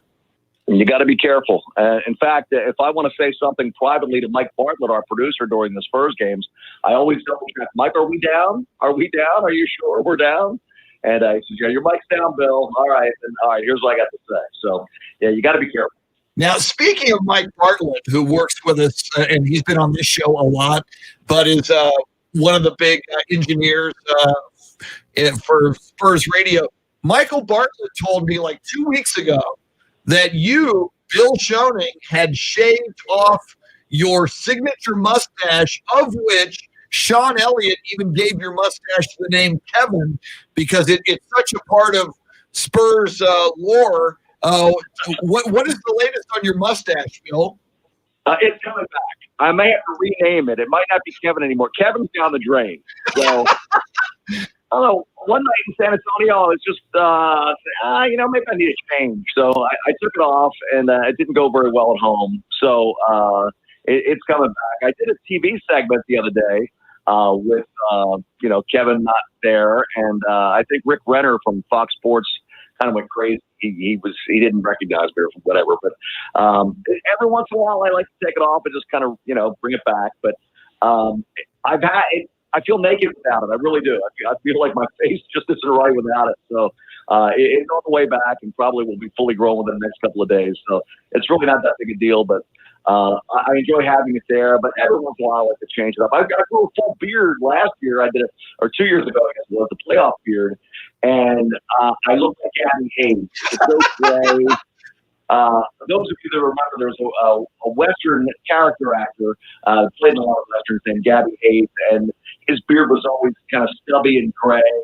All I needed to do was knock out a couple of teeth, and I would have been Gabby Hayes. So I didn't like the way that the beard had more salt and pepper, so the beard probably won't come back. So anyway, but I'm on radio anyway, so it doesn't matter. Well, it's always great to have you on, Bill, and it's a long, long day's journey into night for you, especially. Spurs are on the West Coast at Golden State, taking on the Warriors. It'll be a 9 o'clock tip, a little after 9, in fact. So pregame along the Spurs radio network at 8:30 tonight. And this Warriors team, last year they were down, had a lot of injuries. This year, people thought, no Klay Thompson, they won't be the same. But my goodness, they just went into Los Angeles and beat the defending NBA champion Lakers at Staples 2 nights ago. And Steph Curry has been a madman lately. It's going to be a pretty big game tonight for the Spurs. I watched that game, Chris, and they were down by 19 early in the third quarter. They were down by 14 in the fourth quarter, and they stormed back. I think the Lakers kind of relaxed a little bit. We see that happen from time to time in the NBA, but with a veteran team like the Lakers, especially playing at home, you don't expect it. And again, here's one of those situations, we've talked about this, Chris, on this program, where with no fans in the stands, I think it's easier for road teams to win every other win. Spurs are 6-4 on the road. Road teams are still doing very well. But the other night, Golden State got the momentum, and the Lakers never wanted to get it back. I think there was a 13-2 run at one point in a critical part of that fourth quarter, and the Warriors took the lead and held on. Rob missed a three that would have won the game at the buzzer. And credit to Steve Kerr. He's short-handed, but he's doing a heck of a coaching job this year. Of course, he has former Spurs assistant Mike Brown with him on the staff, and I think Mike does a very good job as well. But, yeah, credit these guys. They're playing hard. They've got a rookie that's playing well, James Wiseman, who was number 2 pick in the draft, the 7-footer. He's still very, very young. You can see the potential in this young man. And they've got some good, hard-working pieces. Eric Pascal played a good program at Villanova. He comes off the bench and does a nice job for them. So, and they've got some different players who've been around, guys like Kent Bazemore. Of course, we know about Draymond Green. And Andrew Wiggins seems to be picking up his game as well. He's averaging 18 points per game. So they've got some other pieces that are pretty good-looking players. Now, Bill, you talked about road teams doing well, and after the first take on the Warriors and taking on my Dallas Mavericks will come to San Antonio for the first time this season. What do you think about that matchup? Well, they've been up and down on Mavericks. You know, they've lost 3 in a row now. I think they're better than what they've been playing. They have Porzingis back finally. But I'm anxious to see that because everybody wants to see Luka Doncic. But, you know, they're just, you know, it's early in the season. You know, I think they're 6-7 right now. So it's still jury out. I think they're still trying to figure out what they've got and what they're doing. Rick Carlisle's a really good coach, and I'm sure they'll be able to figure it out. Now, Bill and Shannon, you brought up the Mavericks, and I told you yesterday on the show I was going to tell on you. I was going to tell Bill. Bill, yesterday on this show, Shannon reveals to me she's a Mavericks fan, okay, but she lives in Austin, so obviously she hears you. She hears Spurs broadcasts. There's a lot of Spurs fans clearly in Austin. The Austin Spurs are there. She told me on the air publicly yesterday, and my jaw dropped, that as a Mavericks fan, she pulls against the Spurs when the Spurs play. Now, Shannon, tell me if I'm misquoting you. I don't want to misquote you, but I thought that's what I heard you say yesterday. Well, this last several years, it's come down to, you know, last couple games of the season. It always seems like I need the Spurs to drop games and the Mavs to win games in order for us to get a playoff spot. It doesn't always go my way, but that's just how the league works. For you to do better, sometimes you just need others to lose. Well, that's okay because we have the I-35 rivalry, San Antonio and Dallas, and we have the I-10 rivalry, San Antonio and Houston. So I think it's okay to pull against the other teams in your division and in your state if it's better for your team. So Chris, we can forgive Shannon. Okay. That's okay. That's a Metroplex Dallas kind of thing, you know. That's all right. So, and here in Austin, as you know, Chris, there's a lot of people that have moved from the Dallas-Fort Worth area here. There's a lot of people that have moved from the Houston area here. So I think there are more Spurs fans in Austin than the other teams, but at the same time, there are a lot of people that have moved here from other parts of the state. Well, for the record, I do not pull against the Dallas Mavericks unless they play the Spurs. I kind of like Luka Doncic. I kind of like, especially what Mark Cuban has done lately, you know, for you know, other players and just what. So obviously, I'm a Spurs fan first and foremost, and when they play each other, but you know, I don't pull against the Mavericks. Now, Houston Rockets, I've not. I will admit, I'll be fair, I've kind of pulled against the Houston Rockets lately, but I don't have to do that. And what is your – I got to ask you, Bill, have you seen the before and after photos of James Harden? When he was with Houston, a lot of people were looking at photos and it looked like he was fat in his warm-ups, and now that we've seen these before and after photos of Harden recently with the Rockets and James Harden now with the Brooklyn Nets, and it looks like overnight he lost – like 40 pounds.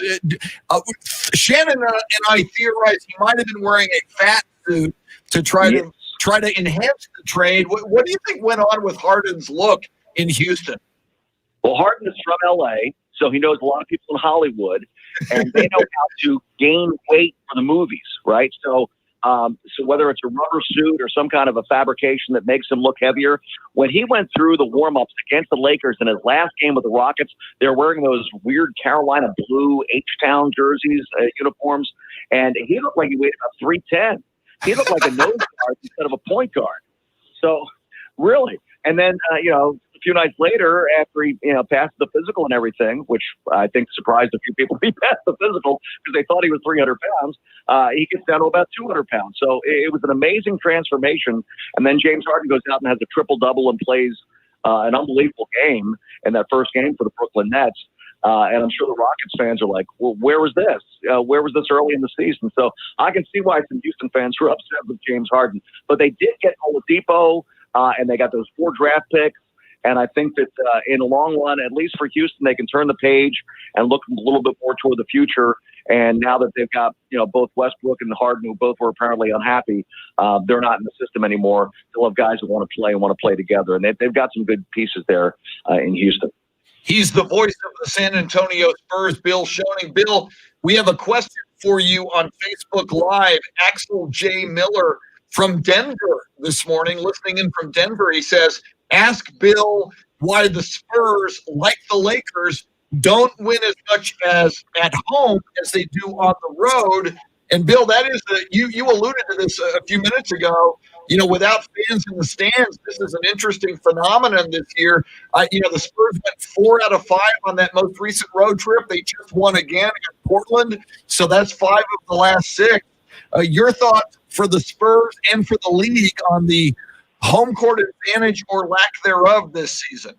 Yeah, I think if you look back at what the Spurs have done at home through the years, the AT&T Center is a great home crowd. 18,000 plus in that arena. Those fans are really into it. And without that atmosphere, and the Spurs aren't alone, as you mentioned, Chris, in this, that they're not playing as well at home as they are on the road. You just don't have that juice. You got to kind of provide it yourself.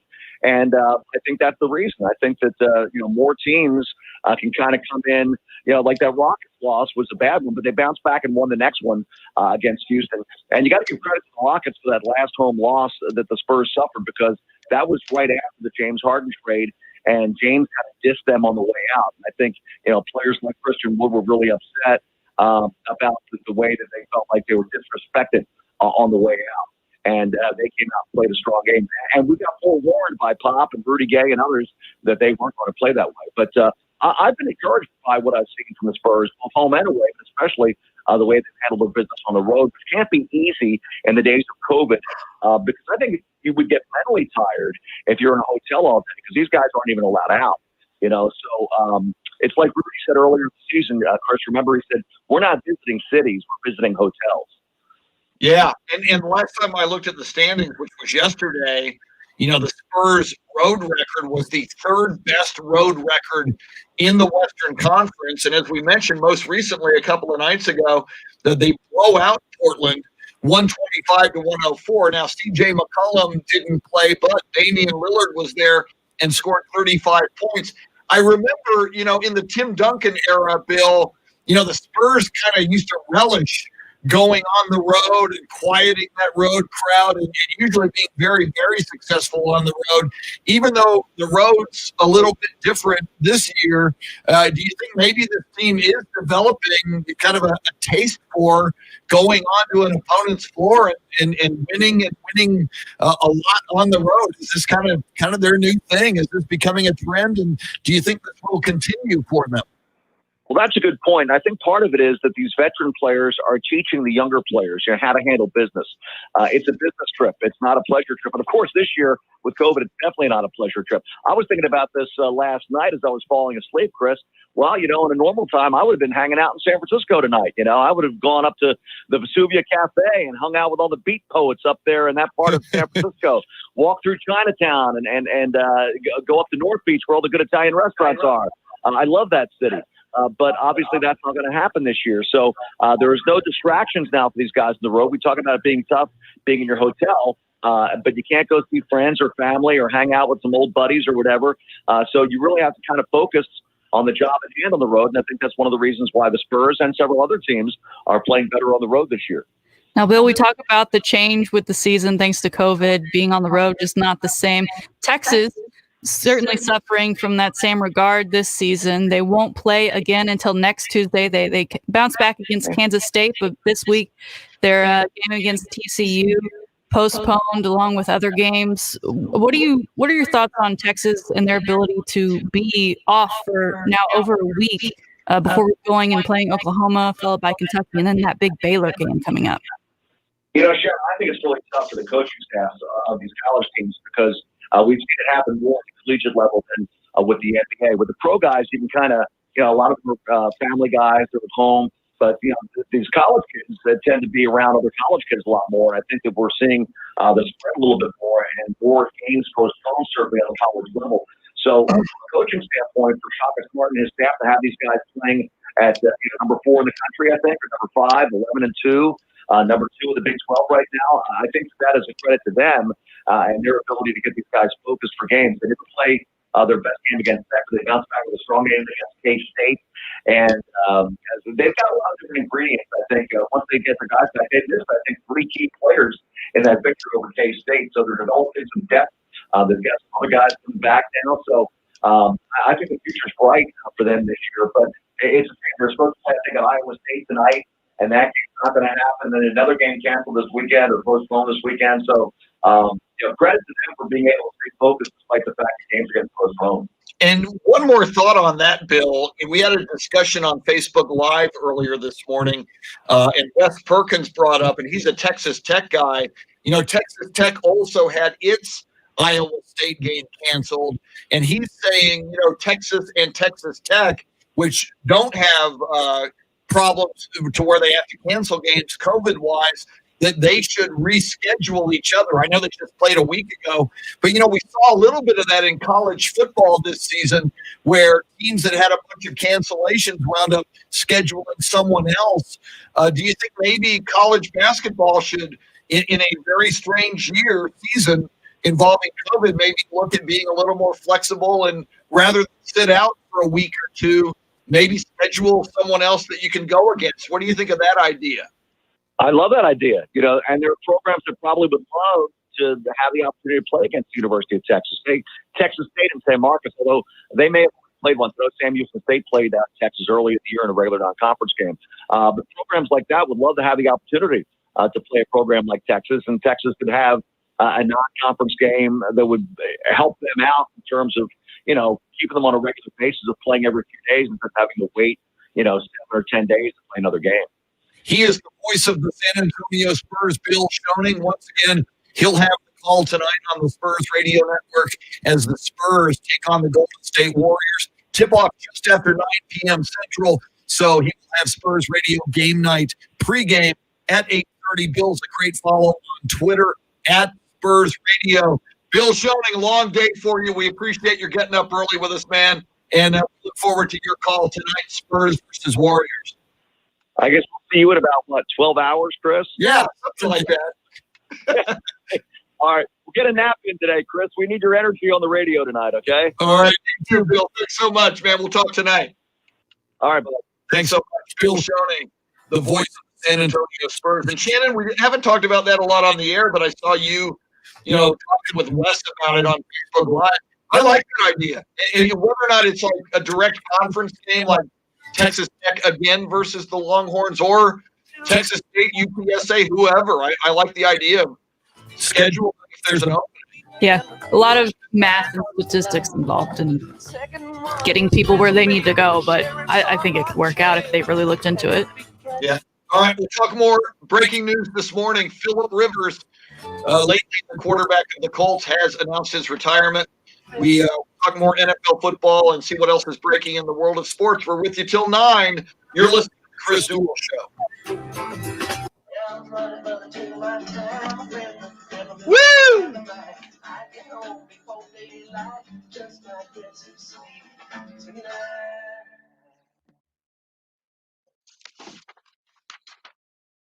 Now, Shannon, I'm going to write you a little note here. I think, if I can get this thing working.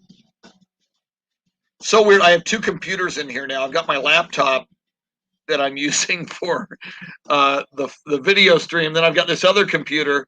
So on each computer, I'll start typing and then realize I'm using the wrong keyboard. So I've got this keyboard for this computer. I've got the keyboard on my laptop for my laptop. Then I'm a total freak. So I actually, for my phone, for texting and just navigating my phone, I don't like using my thumbs for texting or tweeting or whatever. So this is an Apple keyboard that corresponds to my iPhone. So I use these together. So I find myself starting to type something and I'm going, all right, why is that not working? It's like, because I'm using the wrong keyboard. I'm dealing with 3 keyboards right now. First world problems. Okay. Whoa. Now that's not even working. What's going on?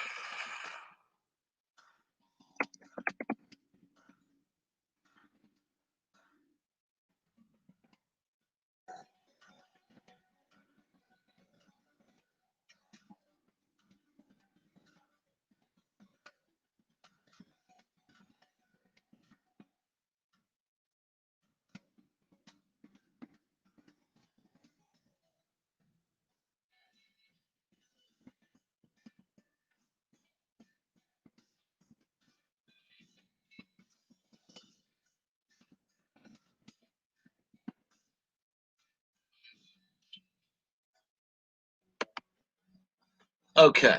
Let's see what else is going on here.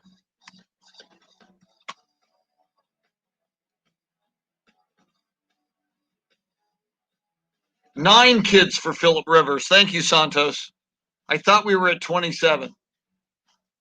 I multiplied by 3, apparently. Let me pull up Philip Rivers.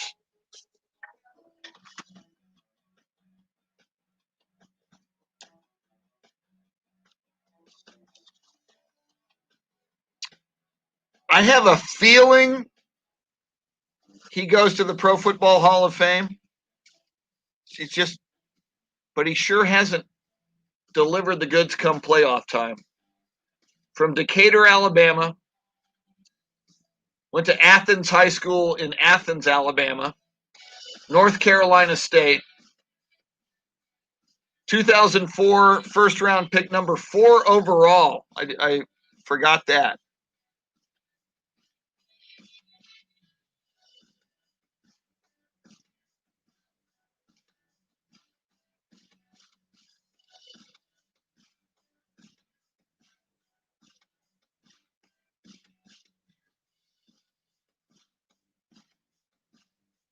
Eight-time Pro Bowler, 2013 Comeback Player of the Year, led the NFL in passing in 2010, NFL in touchdowns in 2008.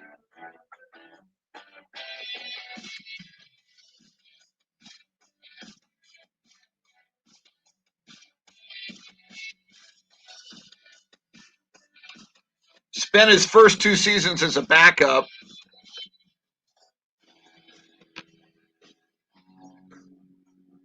Seven times he led his team to the playoffs. Wow, check this out. He ranks 5th in passing yards in NFL history, 64,440, with 421 touchdowns. Both are the most by any quarterback who does not have a Super Bowl appearance. So if you're top 5 in passing and you're top 5 in touchdowns, I think you're going to the Pro Football Hall of Fame. So we'll probably talk about that next.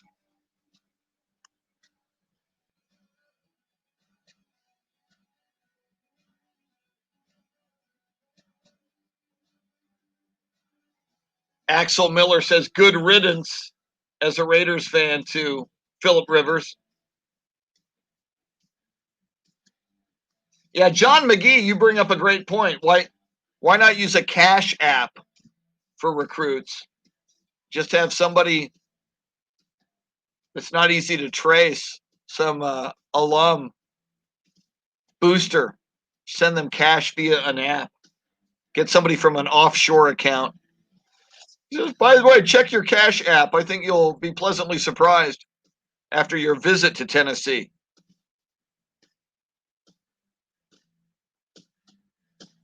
Yeah, John Williams, I got to bring back Sports Future. We haven't gone into the future lately. We need to do that.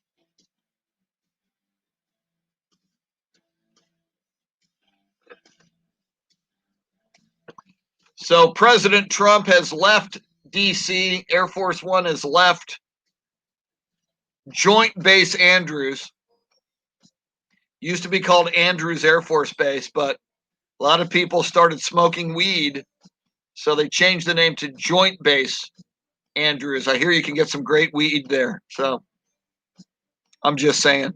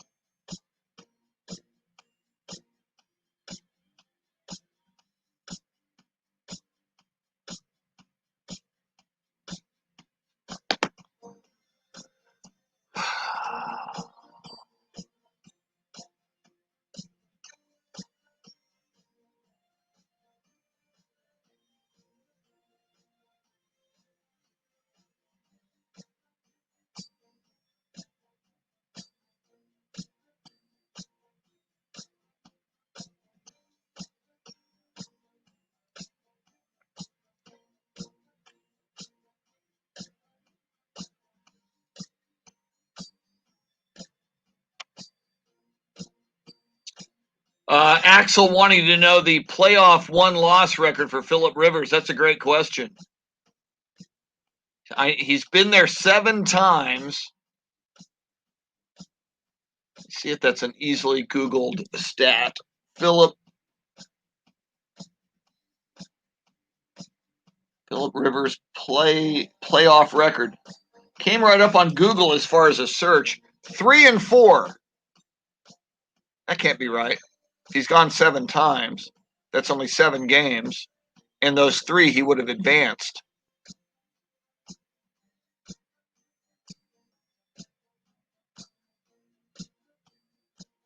His playoff game log from Pro Football Reference. He's played in 12 playoff games. 7 appearances, 12 games. 1, 2, 3, 4, 5. He's 5-7 in the playoffs. It's a great question.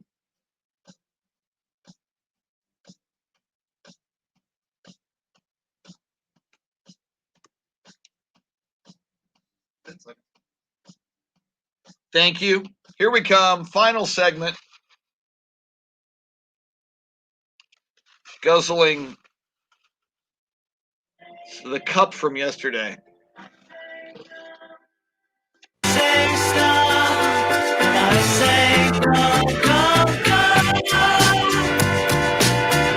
Nice. You say goodbye. Little Beatles. Hello, Goodbye by the Beatles. Biggest Puma, Sam Priest, your soundscape stylist, along with Shannon, Salty, Sweeney. I'm Chris Duel, with you tonight the Chris Duel Show. Yes, I am a Beatles freak. And yes, Sam Priest yesterday, it appeared on my Facebook feed, so I immediately shared it. Julian Lennon had a new song out yesterday. I noticed that. Kind of cool. Early reviews? It sounded good. It was something about, let me see if I can, it was something about karma. Karma was in the title. I mean, yeah, that checks out. Yeah. And what's kind of cool about Julian is he sounds a lot like it was called Karma Police was the name of the song, featuring Nuno Betancourt. It was good. It sounded good. I listened to it once. It's not a cover of the Radiohead song "Karma Police," is it? See, now I don't know Radiohead, so maybe it is. I'll have to tag you on. Let me tag you on the. This is great radio. Yeah, I know. Well, now I nothing like tagging somebody on Facebook on the radio and taking the time. MSAM. Oh, Mike does it all the time. Don't worry. Okay, so I tagged you on the song on Facebook. It sounded good, and again, for me, Julian sounds and even looks so much like John Lennon. It's kind of a little haunting. Oh, it's definitely like a Lennon flashback for me. It's definitely him covering Radiohead. I just heard the first 2 seconds of it. Okay, see, I'm so unhip. I thought, hey man, he just wrote a song called Karma Police. So it's a Radiohead song. All right, sounds good. It's a good song. Good song cover. So there's your latest from a Beatles sort of son of a Beatle, Julian Lennon. I figured "Hello Goodbye" was an appropriate intro for today, especially today. Why? Yeah, good fun. Got some comings and goings around the country today. Speaking of Philip Rivers, yes. Philip, and during this show, just less than an hour ago, the story broke. Longtime San Diego Chargers quarterback, most recently Indianapolis Colts quarterback, Philip Rivers makes it officially this morning. He announces his retirement. First, Shannon, then Sam, is Philip Rivers a Hall of Fame quarterback? No. Woo! No. Wow. No. Tough crowd. And a lot of times when people retire, it's what have you done for me lately? And that's what they remember most when they're considering voting for these guys. What did he do? Wow. All right. Before I go statistical on you, Sam Priest, Shannon says no for the Pro Football Hall of Fame for Philip Rivers. Do you agree and say no, or do you say yes? I mean, I think because of the way the NFL is, I think he'll eventually get in. But if I was a voter, I would never vote him as a yes for the Hall of Fame. I mean, just looking at, no Super Bowl wins, no MVPs. He wasn't the best of his era. He really wasn't even top 3 of his era. You just look at, he's got to be. Well, he just got into the top 5 for most passing yards of all time. So you say it wasn't top 3 of his era? You know who else? Like Matt Stafford is top 15 right now. By the time he retires, he's going to be right there with Philip Rivers. Is Matt Stafford a Hall of Famer? Never won a Super Bowl, never won an MVP. I think that's basically the career we're talking about in Philip Rivers. I mean, in the modern NFL where stats are so inflated with the passing game, there was never a moment where I watched Philip Rivers' career and I thought, man, this guy's a Hall of Famer. He's a once-in-a-generation talent. And that's what I think a Hall of Famer should be. He's compared to his counterparts, and his counterparts are way better than he is. Exactly. Okay, let me just give you these numbers, though. In every quarterback in the history of the NFL, Roger, Otto Graham, Joe Montana, Joe Namath, everybody, Philip Rivers is number 5 in passing yards, 64,440 passing yards. He is number 5 also in touchdown passes, 421 touchdown passes. Only 4 dudes have more touchdown passes. And both of those numbers, yards and touchdown passes, are the most of any quarterback who did not have a Super Bowl appearance. So the bottom line for the two of you, apparently, if you don't get to a Super Bowl, you ain't no Hall of Famer. Is that what you're saying? I think it's not just the Super Bowl, because you could, like Dan Marino never won a Super Bowl, but we all agree that was a once in a generation talent in Dan Marino. And when we're comparing career passing yards, Joe Flacco has more career passing yards than Joe Montana. It's impossible to compare the stats of the great quarterbacks that came before Philip Rivers, because the game has changed so much. There is no world that, if we're comparing stats, Philip Rivers has over 20,000 more passing yards than Joe Montana. That doesn't tell me anything, because at the end of the day, I know for damn sure Joe Montana was a much better quarterback than Philip Rivers. It's not as much about the lack of a championship to me. It's more about the hollow stats and compare him to his peers from the same era that were putting up the same inflated stats.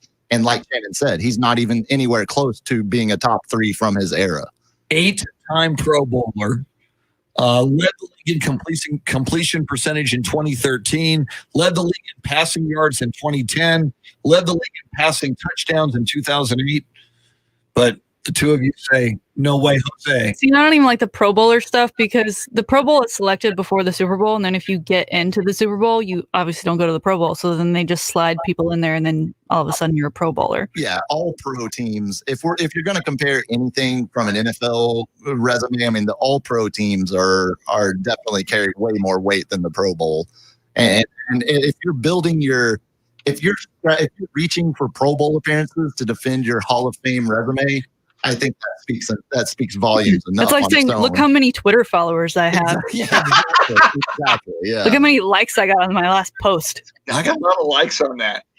My first thought this morning, and Sam, you told us first, right as we were going out of a break this morning, that Phillip Rivers is officially announcing his retirement. My first thought was with the two of you, nope, he's not a Hall of Famer. I just don't have that feel.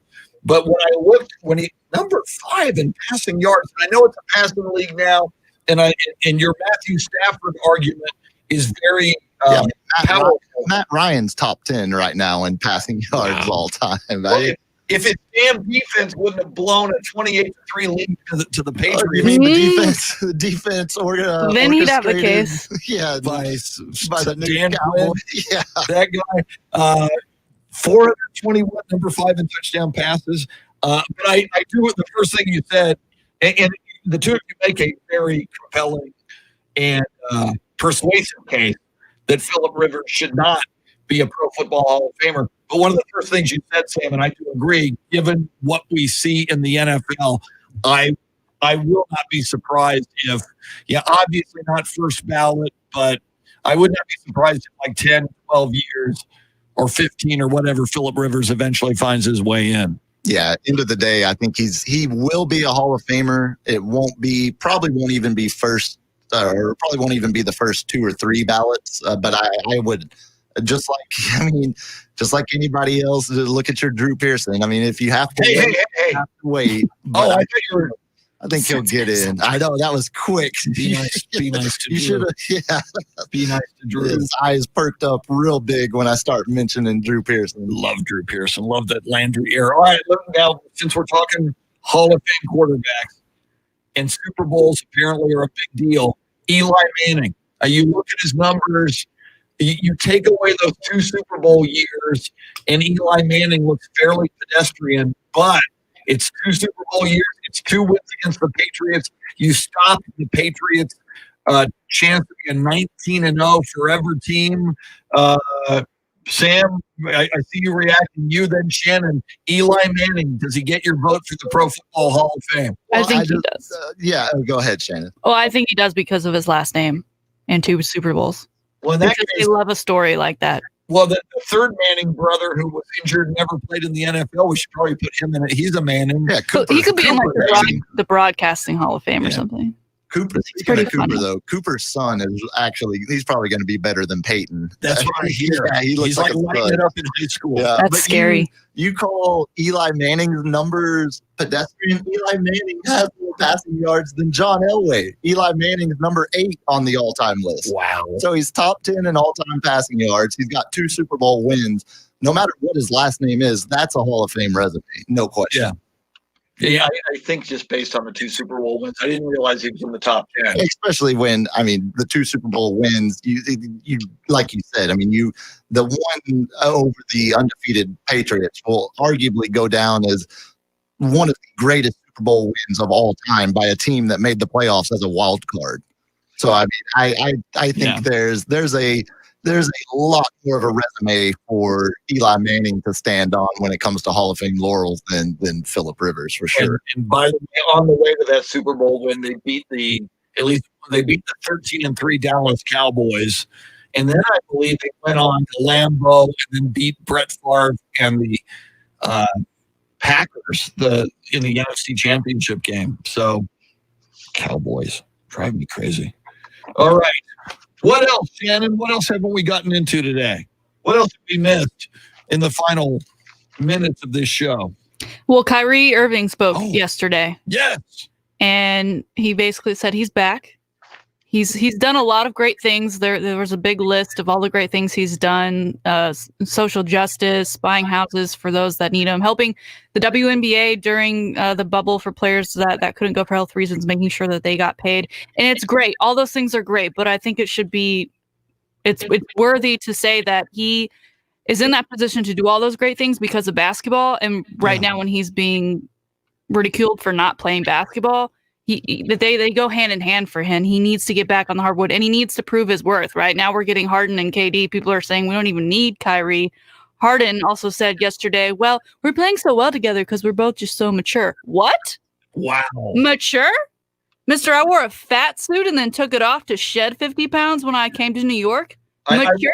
Kevin Durant? Multiple Twitter accounts. Kevin Durant going online, hating on people, liking posts, getting called a cupcake, and rightfully so. Mature? You're better at basketball because you're mature?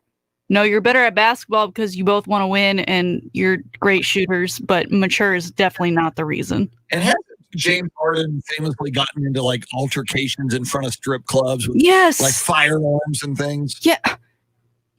You're not mature. Who told you that? You mentioned, though, and again, and I brought this up yesterday or the day before, Kyrie Irving, my first thought is flake, whack nut, thinks the world is flat. But that list that you talked about, I saw Sports Center tweet that list out yesterday, Shannon, donated $323,000 to Feeding America. He partnered with City Harvest to feed meals to hungry New Yorkers, 250,000 meals, 17 pallets of food and masks to the Standing Rock Sioux Native American tribe. You mentioned $1.5 million to WNBA players who opted out of the season. He paid college tuition to 9 students of historically Black colleges and universities who were from Lincoln University. And most recently, we hear he bought the family of George Floyd a house. So, I mean, you're right. None of this happens unless he earns wealth in the NBA. But again, I must credit him for doing a whole bunch of philanthropic things and using his wealth and his platform for good, including denying that the earth is round. So. And I'm sure he'll continue to do great things, but that's only bolstered by his performance on the floor. And that in turn raises, his perception and his ability to reach people that others can't reach. So he just needs to go back to playing the game of basketball, continue to do the great work, but do it in knowing that your talent on the court is what allows you to then go help and reach so many other people. And it's going to be just something to keep an eye on throughout the season. We're what, 15 games at the most into this season, and he already needed a timeout. How's he going to go? Yeah, he needed to step away, he said. How are we going to go 72? I'm like, we just started. Yeah. Wow. All right, Shannon, we have a poll question. The big story, we talked about it a lot in 6 o'clock hour. George Springer, no longer an Astro. He signs a 6-year, $150 million deal with the Toronto Blue Jays. It led to a poll question for people just tuning in. Shannon, what might that be and where do we stand? Most folks, 54%, still feel that it's the Houston ownership that is clueless in all of their professional outlets. A lot of people now voting, though, for Houston as a hellhole.